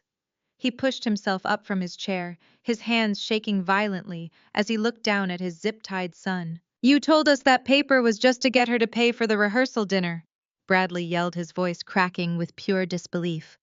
Connor thrashed wildly against Vance's iron grip on the floor, fighting against the plastic restraints digging into his wrists. He looked up at his father, his face a grotesque mask of selfishness and panic. "I had to save myself," Connor screamed back. "She is useless anyway. I had to save myself. She is useless anyway." Connor's pathetic screech echoed off the crystal chandeliers hanging in the dead air like toxic smoke. He was kneeling in a puddle of expensive wine, his wrists bound by thick plastic zip ties, his perfectly tailored tuxedo ruined, yet he still possessed the sheer blind arrogance to insult me. I looked down at the sniveling, broken man who had tormented me since childhood. I did not raise my voice. I did not need to. "Useless," I repeated, letting the syllables roll off my tongue with freezing precision. "I am the owner of a $2 billion enterprise, Connor. You are currently begging on your knees, facing decades in federal prison, entirely reliant on a fraudulent document that just exposed you as a $3 million liability. I think we have permanently redefined the word useless tonight." Susan let out a strangled, breathless gasp. She looked at her son, truly seeing him for the first time. The golden boy illusion had evaporated, leaving behind a desperate, cowardly thief who had eagerly tried to bankrupt his own sister to cover his illicit tracks. Before Susan could utter a single word of defense, the heavy oak doors of the dining room violently swung open. The heavy thud of the doors striking the walls made everyone flinch. 3 uniformed Aspen police officers marched into the room, their hands resting cautiously on their duty belts. They were flanked by a tall, sharply dressed man with silver hair and a deeply furious expression. It was Mr. Sterling, the resort's elite general manager. "Nobody moves a single inch," Sterling commanded, his voice slicing through the remaining tension. Reginald Pierce stepped slightly to the side, allowing the authorities a clear path to my disgraced family. Nia simply crossed her arms, a look of profound satisfaction settling across her features. She recognized exactly what was happening. Sterling marched directly toward the ruined dining table, ignoring the shattered crystal and spilled wine. He stopped mere feet from my father, holding a thick leather clipboard. "Bradley Thorne." Sterling barked, his eyes flashing with utter contempt. "Exactly 1 hour ago, the $500,000 certified check you and your son provided to cover the remaining balance of this wedding weekend bounced. The issuing bank flagged it for insufficient funds and suspected wire fraud." Bradley opened his mouth, his face turning an alarming shade of gray, but no sound came out. "You are occupying a premium venue, consuming luxury resources, and attempting to host a high society event with absolutely zero capital." Sterling continued, his voice echoing for every remaining VIP guest to hear. "That constitutes felony theft of services in the state of Colorado. I am ordering you, your son, and your entire party to evacuate my premises immediately, or these officers will place you all under arrest for criminal fraud." Susan let out a piercing shriek, clutching her chest as she stumbled back into the wall. The elite guests, the socialites she had spent months trying to impress, were now watching her public humiliation with undisguised disgust. The facade was completely obliterated. Bradley leaped out of his chair. Panic completely consumed him. He was a man obsessed with his country club reputation, and the threat of being perp-walked out of Aspen's premier resort in handcuffs was destroying his sanity. "Wait!" Bradley yelled, his voice cracking hysterically. He lunged toward his leather briefcase resting on a nearby side table. His hands shook violently as he fumbled with the brass latches.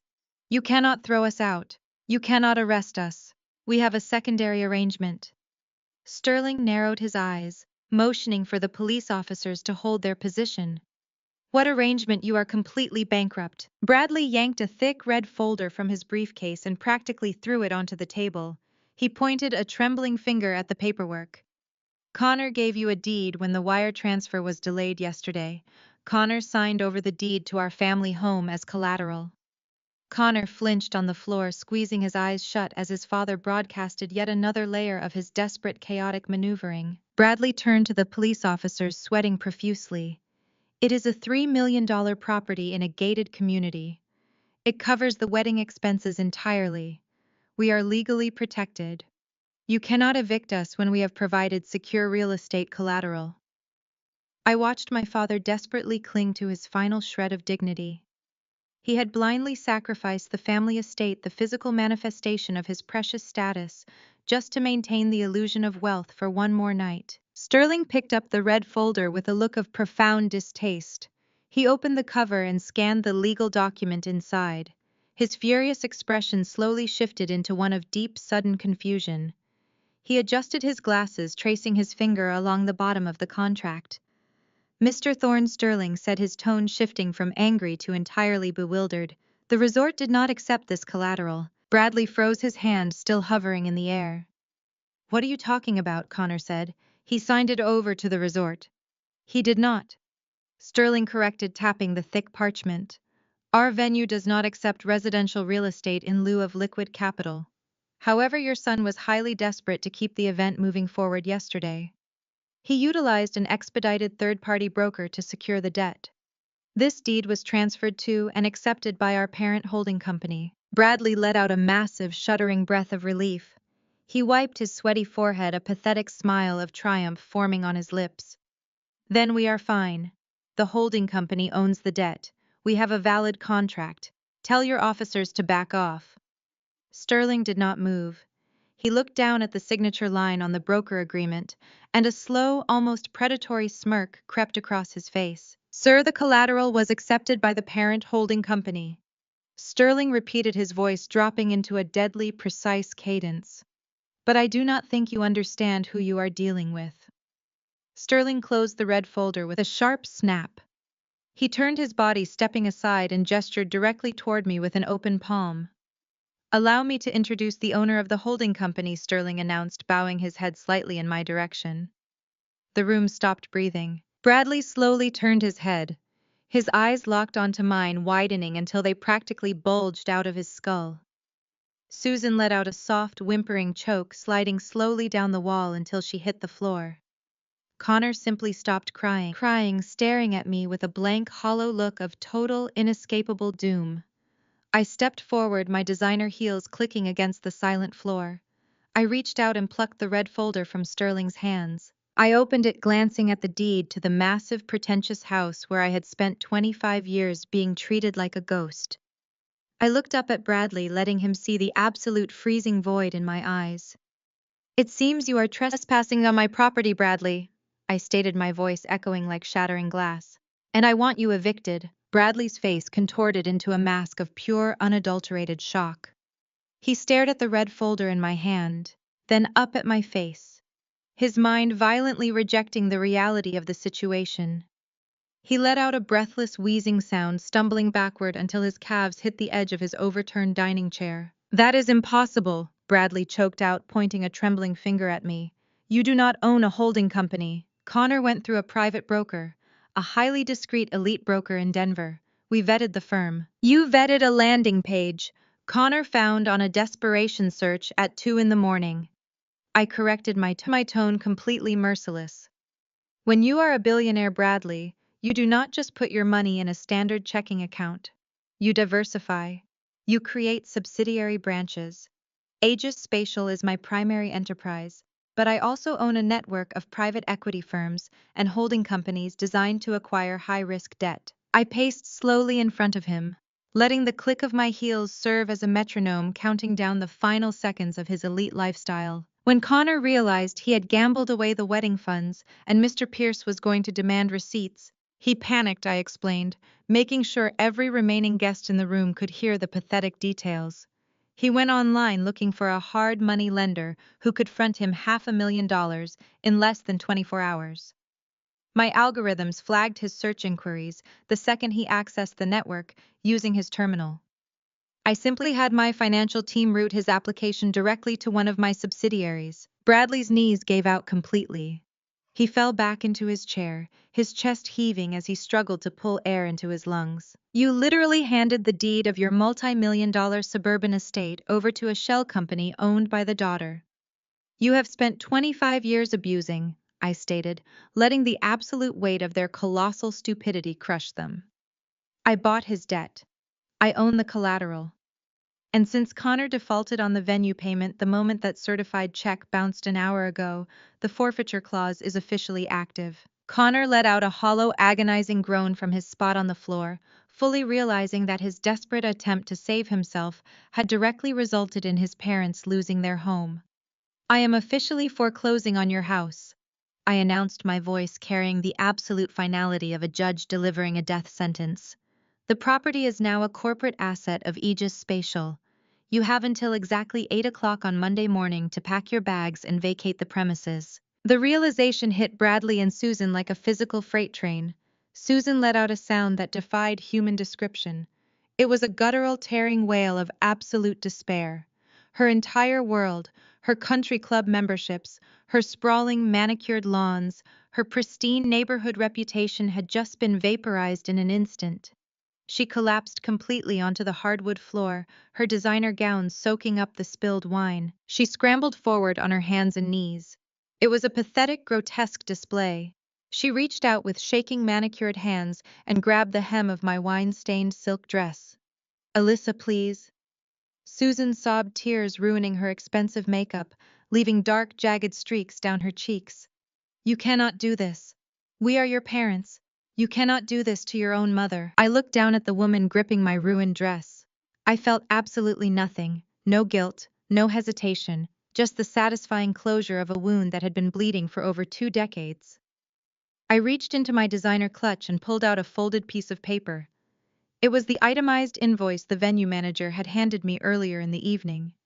I dropped the slip of paper directly onto the floor, letting it land right in front of her weeping face. "That is the $15,000 receipt for the rehearsal dinner catering," I said, my voice dropping to a deadly freezing whisper.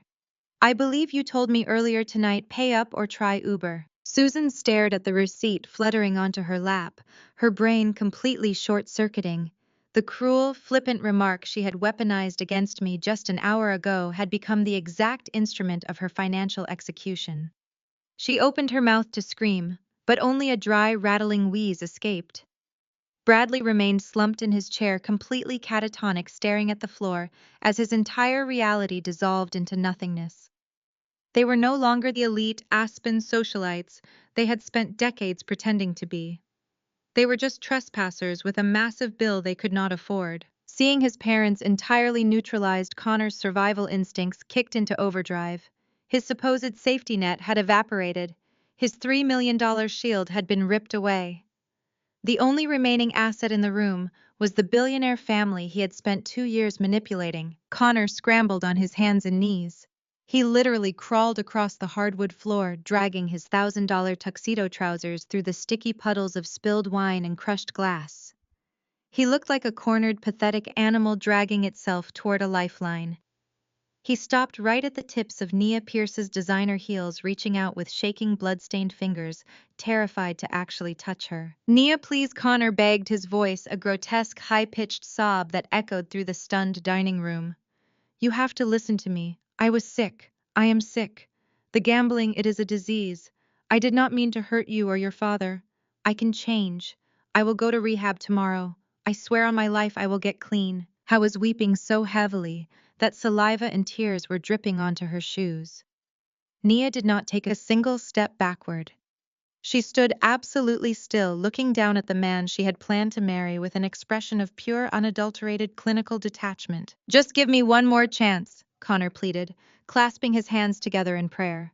"I will pay your father back every single cent. I will work for Pierce Corp for free.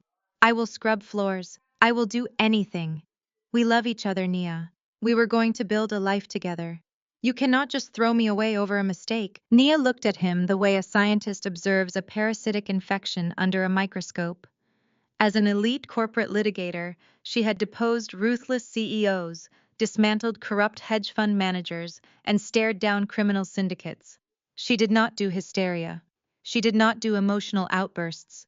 She dealt strictly in absolute, undeniable facts. "You are offering to pay my father back," Nia stated, her voice slicing through his manic sobbing with lethal, freezing grace. "You stole $500,000. You owe an offshore gambling syndicate another $3 million. You do not possess a single marketable skill, and the security software you claim to invent was entirely stolen from the sister you spent your life abusing. It would take you 10 lifetimes of scrubbing floors to pay off the interest on your debt alone." Connor flinched as if she had struck him across the face with a lead pipe. He looked up, his chest heaving, his eyes wide and desperate. "But I love you," he choked out, playing his final pathetic card. Nia reached up with her right hand. Her fingers gripped the massive, glittering engagement ring on her left hand. The ring, Connor had sworn, was a $200,000 antique family heirloom, which my decryption had already proven was a synthetic, lab-grown stone he bought online for $3,000. She slid the heavy ring off her finger in one smooth, deliberate motion. "You do not love me, Connor," Nia said, her tone completely devoid of pity. "You loved my proximity to power. You loved my father's bank accounts. You loved the shield my family name provided you. But you fundamentally misunderstood who we are." She held the synthetic diamond between her thumb and forefinger, letting it catch the ambient light of the crystal chandeliers above them. "My family built an empire from the ground up through blood and sweat," Nia declared, her voice ringing with the undeniable weight of her legacy. "We survived corporate warfare, market crashes, and ruthless competitors. We value loyalty, brilliance, and absolute integrity. We do not breed with thieves." Connor let out a devastating wail, recognizing the absolute finality of her words. Nia turned her wrist. She held the ring directly over a half-full crystal glass of champagne resting on the edge of the dining table. She opened her fingers. The fake diamond dropped with a sharp, heavy plink, sinking straight to the bottom of the bubbling golden liquid. "The wedding is officially off," Nia stated, adjusting the strap of her tote bag with perfect composure. She turned her head toward her father, who was watching the scene with deep, resonant pride. "Dad, call the feds. Have the tactical unit move in. I want him out of my sight." Reginald Pierce gave a single curt nod to Vance. The massive security chief did not hesitate. He reached down and hoisted Connor off the floor by the lapels of his soaked tuxedo jacket, treating him with no more respect than a bag of garbage. Vance shoved Connor forward directly into the waiting hands of the 3 Aspen police officers who had been standing by the doorway with the resort manager. The lead officer spun Connor around with practiced efficiency. He pulled out a pair of heavy steel handcuffs. The sharp metallic clicks reverberated through the silent dining room as they snapped shut over Connor's wrists, replacing the temporary plastic zip ties. "Connor Thorne, you are under arrest," the officer stated, his voice a flat, booming baritone. "You are being charged with grand larceny, corporate espionage, wire fraud, and interstate financial crimes. You have the right to remain silent. Anything you say can and will be used against you in a court of law." The reality of the cold steel biting into his wrists finally broke whatever fragile delusion Connor was still clinging to. The charming executive facade completely vanished.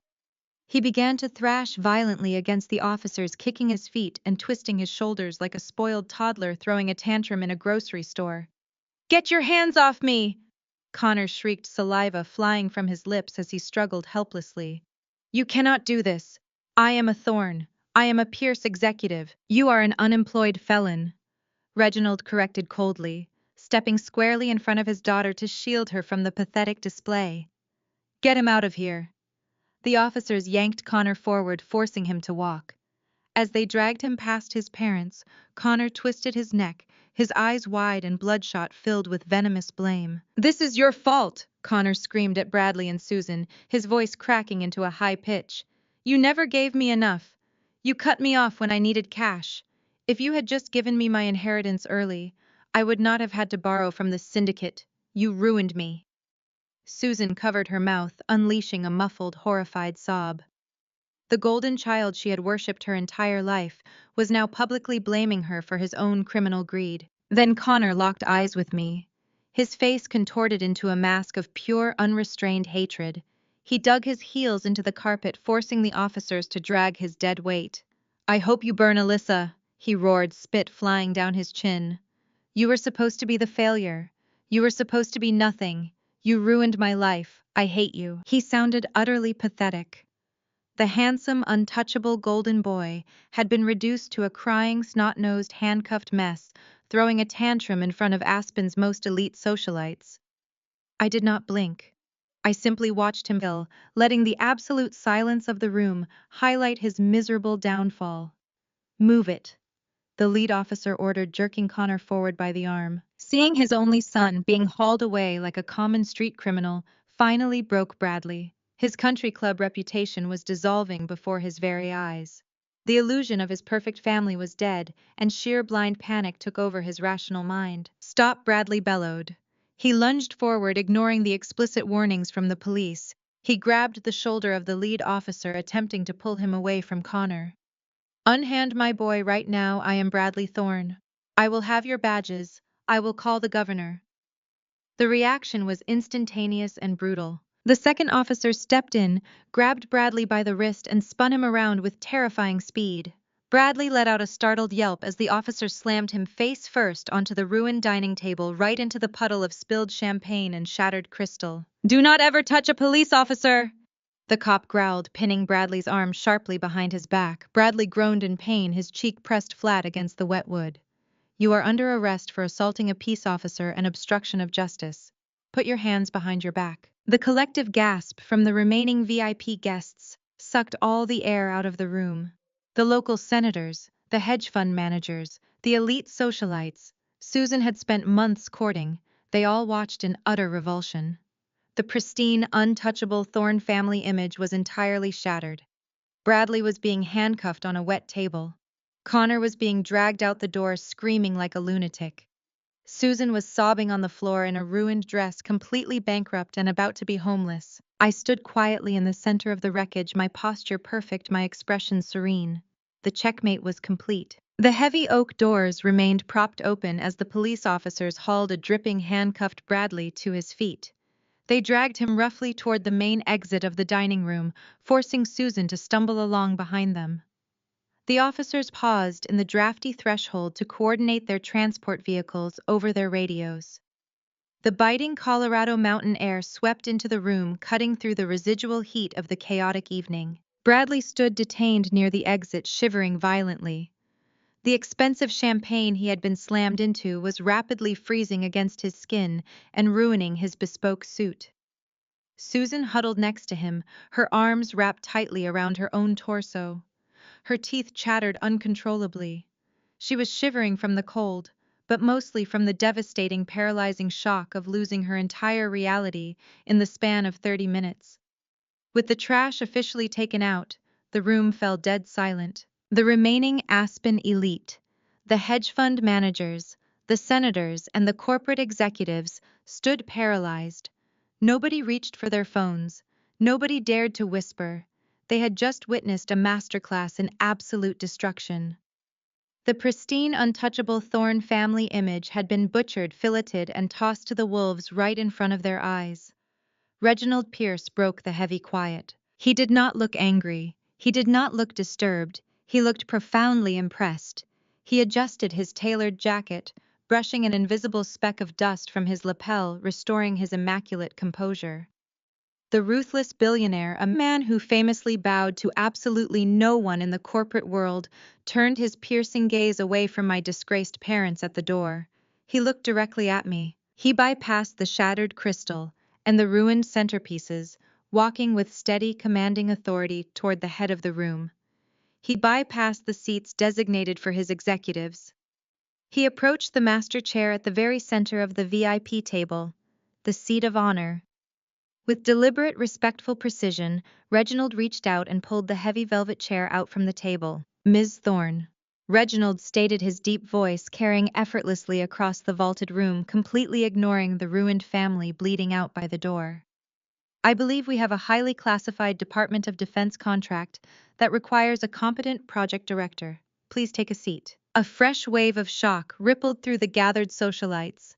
Nia stood gracefully beside her father, her posture radiating absolute agreement and respect. Vance folded his massive arms, offering a rare, subtle nod of approval. They were not looking at me as an inheritance victim or a scorned sister. They were looking at an equal. A corporate predator who had just protected their empire from a $3 million liability. I smoothed the front of my silk dress and walked toward the VIP table. The crowd of elites parted for me, instantly stepping back to clear my path, their eyes wide with newfound reverence. I was no longer the quiet, overlooked middle child. I was the architect of Aegis Spatial. I was the woman holding the deed to the Thorne estate. As I reached the head of the table, I turned around before taking my seat. I looked straight across the grand dining room, past the glittering chandeliers and the awestruck guests. My eyes locked onto the drafty exit. Susan and Bradley stood shivering in the doorway, under the harsh grip of the local police. Their faces were drained of all color, contorted in absolute soul-crushing horror. They could do nothing but watch as the daughter they had cast out, abused, and publicly labeled a worthless failure was treated like royalty by the billionaire they had worshipped and begged to impress. Nia Pierce did not even spare a backward glance at the pathetic scene unfolding near the exit. She simply raised two perfectly manicured fingers in the air. The Aspen Resort's elite catering staff materialized instantly from the shadows. Dressed in immaculate white jackets, they moved with military precision, sweeping away the shattered crystal, mopping up the spilled champagne, and replacing the ruined tablecloth in a matter of seconds. A sommelier stepped forward, uncorking a fresh, chilled bottle of vintage Dom Perignon. The crisp pop of the cork echoed loudly, breaking the final remnants of tension in the room. He poured the bubbling golden liquid into 3 pristine flutes placed in front of Reginald, Nia, and me. Nia took her seat directly to my right.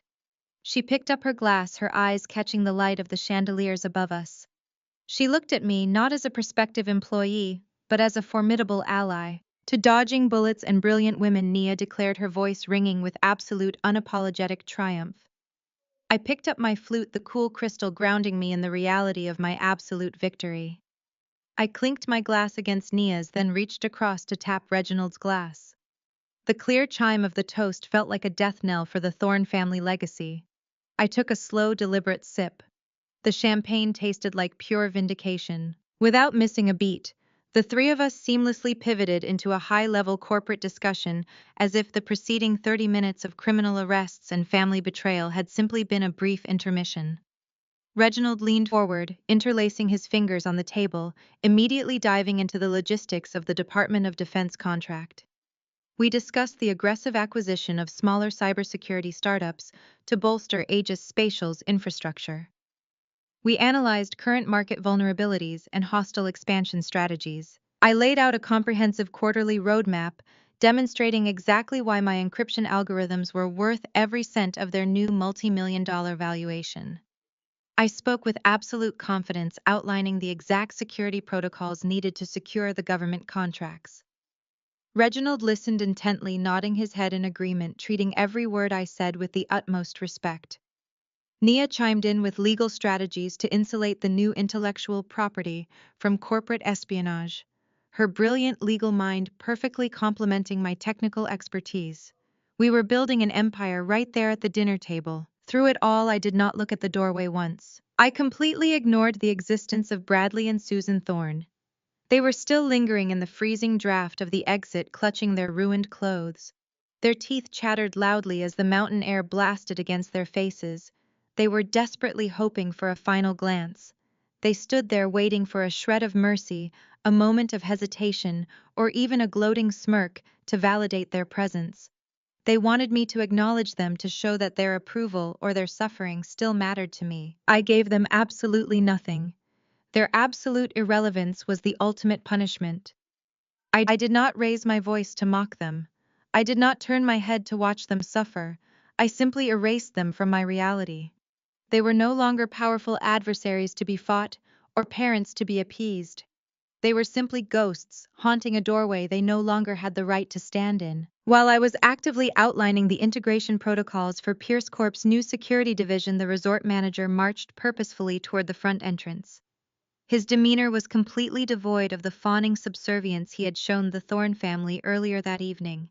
He stopped squarely in front of Bradley and Susan, his posture rigid, his face a mask of professional disgust. "Excuse me," the venue manager stated, his voice sharp and loud enough to carry over the quiet hum of the dining room, completely devoid of any customer service warmth. "You are no longer on the guest list. I must ask you to leave the property immediately." Bradley opened his mouth to argue, his face flushing a deep mottled purple. "Do you know who I am?" he stammered, pointing a shaking finger at the manager. The manager signaled to the two massive security guards flanking the doorway. "You are trespassers," the manager replied coldly. "Escort them off the premises." The guards moved with terrifying efficiency. One grabbed Bradley by the arm, twisting it just enough to march him forward. The other placed a firm, unyielding hand on Susan's back, forcing her out of the warm, luxurious glow of the dining room and straight into the brutal Colorado winter. The heavy glass doors slammed shut behind them with a definitive thud. The lock engaged loudly. The aspen air was unforgiving. The temperature had plummeted well below freezing, and the wind whipped violently across the mountain resort's grand entrance. Susan gasped as the icy air hit her exposed arms. She was wearing a sleeveless silk gown meant for heated ballrooms, not a blizzard. Bradley was in even worse shape. The champagne soaked into his suit jacket had begun to crystallize, turning the fabric into a freezing stiff shell against his skin. "Get the car," Susan chattered, wrapping her arms around her chest as she practically hopped from foot to foot. "Bradley, get the rental car. We need to leave before someone sees us out here." Bradley plunged his trembling hands into his slacks. He patted his jacket pockets, his movements growing increasingly frantic. He checked his breast pocket, then his trousers again. The color drained completely from his face, leaving him looking like a ghost illuminated by the resort's exterior lights. "I do not have them," Bradley whispered, his voice cracking. "What do you mean you do not have them?" Susan shrieked, her voice shrill and panicked. "It is freezing, Bradley. Unlock the car." "I gave the keys to Connor when we handed over the vehicle to the valet," Bradley yelled back, the realization washing over him in a sickening wave. He had the keys in his tuxedo pocket. "Connor is in a police cruiser halfway to the county jail. We do not have a car." Susan let out a devastating wail that echoed across the empty, snow-covered driveway. She slumped against a frozen stone pillar, burying her face in her hands. "How did this happen?" she sobbed hysterically. "We were supposed to be the parents of a billionaire's son-in-law. We were supposed to live in the Pierce estate. We had everything planned out." Bradley stared at his wife, a sudden violent clarity snapping into place. Decades of denial shattered right there on the frozen pavement. "Because you kept telling him he could do no wrong." Bradley roared, the suppressed anger of 20 years finally exploding. "You bought him every toy, covered every debt, and told him he was destined for greatness, without lifting a single finger to earn it. You created a monster, Susan. And worse, you pushed the only smart kid we had out of the house to do it." Susan flinched as if he had struck her. "You hated her just as much as I did," she cried out defensively. "You told Alyssa her coding was a waste of time. You told her she would never amount to anything. And look at her now!" Bradley spat bitterly, gesturing wildly toward the closed glass doors of the resort. "She is sitting at the head of a billionaire's table planning government contracts, while our golden boy is sitting in a holding cell facing federal prison. We chose the wrong child, Susan. We backed the wrong horse, and now we have absolutely nothing." Susan choked on a sob, having no defense left. They had no money, no car, no hotel room, and their precious social standing was completely annihilated. Just then, the purr of a massive engine cut through the howling wind. A sleek, customized black SUV rolled smoothly up the resort's circular driveway. Its dark-tinted windows and polished chrome screamed extreme wealth. Susan gasped in relief, wiping her running mascara. "They must have called us a car," she said, her delusional entitlement briefly returning. "Reginald must have sent a courtesy car. He would not just leave us to freeze." The luxurious vehicle glided to a halt exactly in front of them. The rear passenger window rolled down with a soft mechanical hum. Bradley and Susan stepped forward eagerly, their hands reaching for the door handles. The man sitting in the back was not a resort concierge. It was Alyssa's personal driver, the same imposing man who had escorted her into the venue earlier. He looked at the shivering, pathetic couple with absolute indifference. He reached out the window and held up a single crisp $20 bill.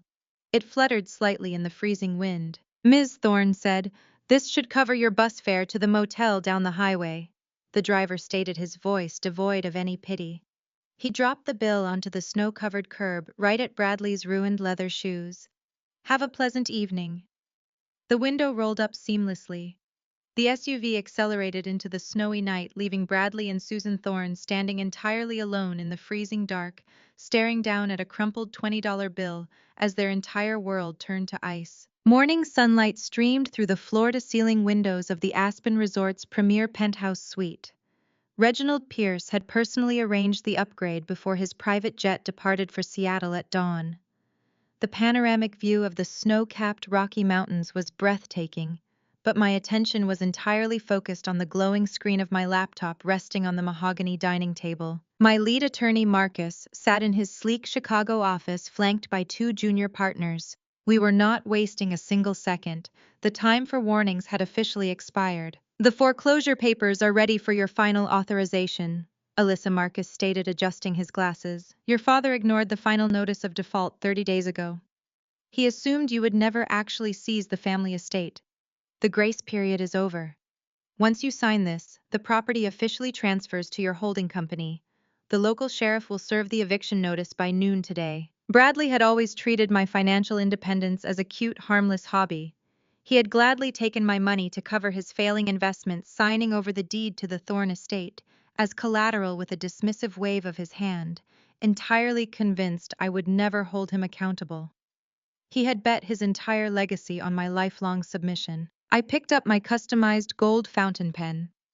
I signed my name across the bottom of the digital tablet, finalizing the document with a sharp, decisive stroke. Execute the foreclosure. I ordered, my voice steady and completely devoid of pity. "I want the locks changed by 3 o'clock. If they left any personal belongings behind, box them up and put them in a storage unit under my name. They can contact my assistant to retrieve their winter coats." Marcus nodded, typing rapidly on his keyboard. "Done. Moving on to your brother. The civil suit against Connor Thorne has been filed with the federal court. We are legally freezing all his remaining personal assets, including the offshore accounts we traced yesterday. We are reclaiming the original $500,000 he embezzled from your accounts, plus damages and legal fees. By the time the syndicate and the federal prosecutors are done picking his bones clean, he will not have enough money to buy a cup of coffee in the prison cafeteria. Perfect, I replied, closing the legal file on my screen. Keep me updated on his bail hearing. Not that anyone left in his life can actually afford to post it. As I disconnected the video call, my phone began to vibrate violently across the marble countertop. It was not a single call. It was an absolute avalanche of notifications. The Thorne Extended Family Group chat, a digital space I had muted for years, was suddenly exploding with activity. I picked up the phone, taking a slow sip of my black coffee as I scrolled through the sheer panic. Bradley and Susan had clearly spent a miserable, freezing night in whatever cheap roadside motel my $20 bill had managed to secure them. Now desperation had set in. They were mass texting every aunt, uncle, and cousin we had, spinning a frantic, hysterical narrative. Susan, please, someone answer. We need help. Alyssa has lost her mind. She had Connor arrested on fake charges. Bradley, I need a wire transfer of $50,000 immediately for a defense attorney. Connor is in a county holding cell. Aunt Martha. What is going on, Bradley? Why are you asking for money? I thought Connor was marrying that billionaire girl today. Susan, the Pierces are monsters. They set our boy up. We are stranded in Aspen with nothing. Alyssa stole our car. Martha, please wire the money. Uncle Robert, Susan, calm down. Why would Alyssa steal your car? This makes no sense. Bradley, because she is a vindictive, jealous brat. She ruined the wedding. She ruined her brother's life. We need bail money right now before they transfer him to federal lockup. I watched the messages pour in. Aunts and cousins were expressing utter confusion, some offering prayers, others demanding more information before sending a single dime. For decades, my parents had controlled the family narrative. They had painted Connor as the untouchable prodigy and me as the bitter, disappointing outcast. Even now, completely destitute and begging for handouts, they were still trying to cast themselves as the victims of my supposed jealousy. It was time to kill the narrative permanently. I set my coffee cup down. I opened the camera app on my phone and held it directly over the printed copy of the legal document Marcus had just emailed me. The stark bold heading read, Final Judgment of Foreclosure and Notice of Eviction, Thorne Estate.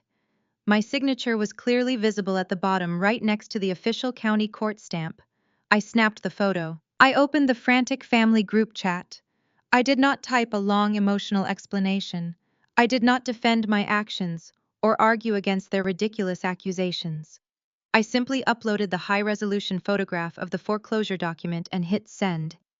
The image populated in the chat for everyone to see. Within seconds, the relentless stream of incoming text messages stopped. Aunt Martha stopped asking questions. Uncle Robert stopped typing. Susan and Bradley ceased their frantic begging. The vibrant, hysterical family group chat went absolutely incredibly beautifully dead silent. The silence emanating from my phone was the most satisfying sound I had ever experienced. I locked the screen, slid the device into my bag, and closed my customized leather suitcase with a sharp, definitive click. My business in Aspen was officially concluded. The Thorne family empire had been completely dismantled, and I was flying back to Chicago as the undisputed architect of my own fortune. I pulled my luggage toward the penthouse exit, leaving the breathtaking mountain views behind. The elevator descent was smooth and quiet, offering a few final moments of reflection. For my entire life, I had conditioned myself to brace for impact whenever my parents were involved. I had expected to feel a twinge of guilt, a fleeting moment of hesitation, or perhaps a lingering sense of familial duty when I finally dropped the guillotine on their fraudulent lives. Instead, I felt nothing but brilliant, unburdened weightlessness. The elevator doors slid open to the grand lobby. The resort staff stood at attention. The concierge, who had witnessed the spectacular destruction of my family the night before, offered a deep, respectful nod as I handed my bags to a waiting bellhop. My private driver was already stationed outside, ready to transport me to the airstrip. I stepped through the sliding glass doors into the crisp, blindingly bright Colorado morning. The winter sun reflected harshly off the pristine snowbanks. I walked down the heated stone pathway toward the resort's towering iron security gates. That was when I saw them. Bradley and Susan were pressed against the heavy wrought iron bars. They had not taken the bus to a cheap motel.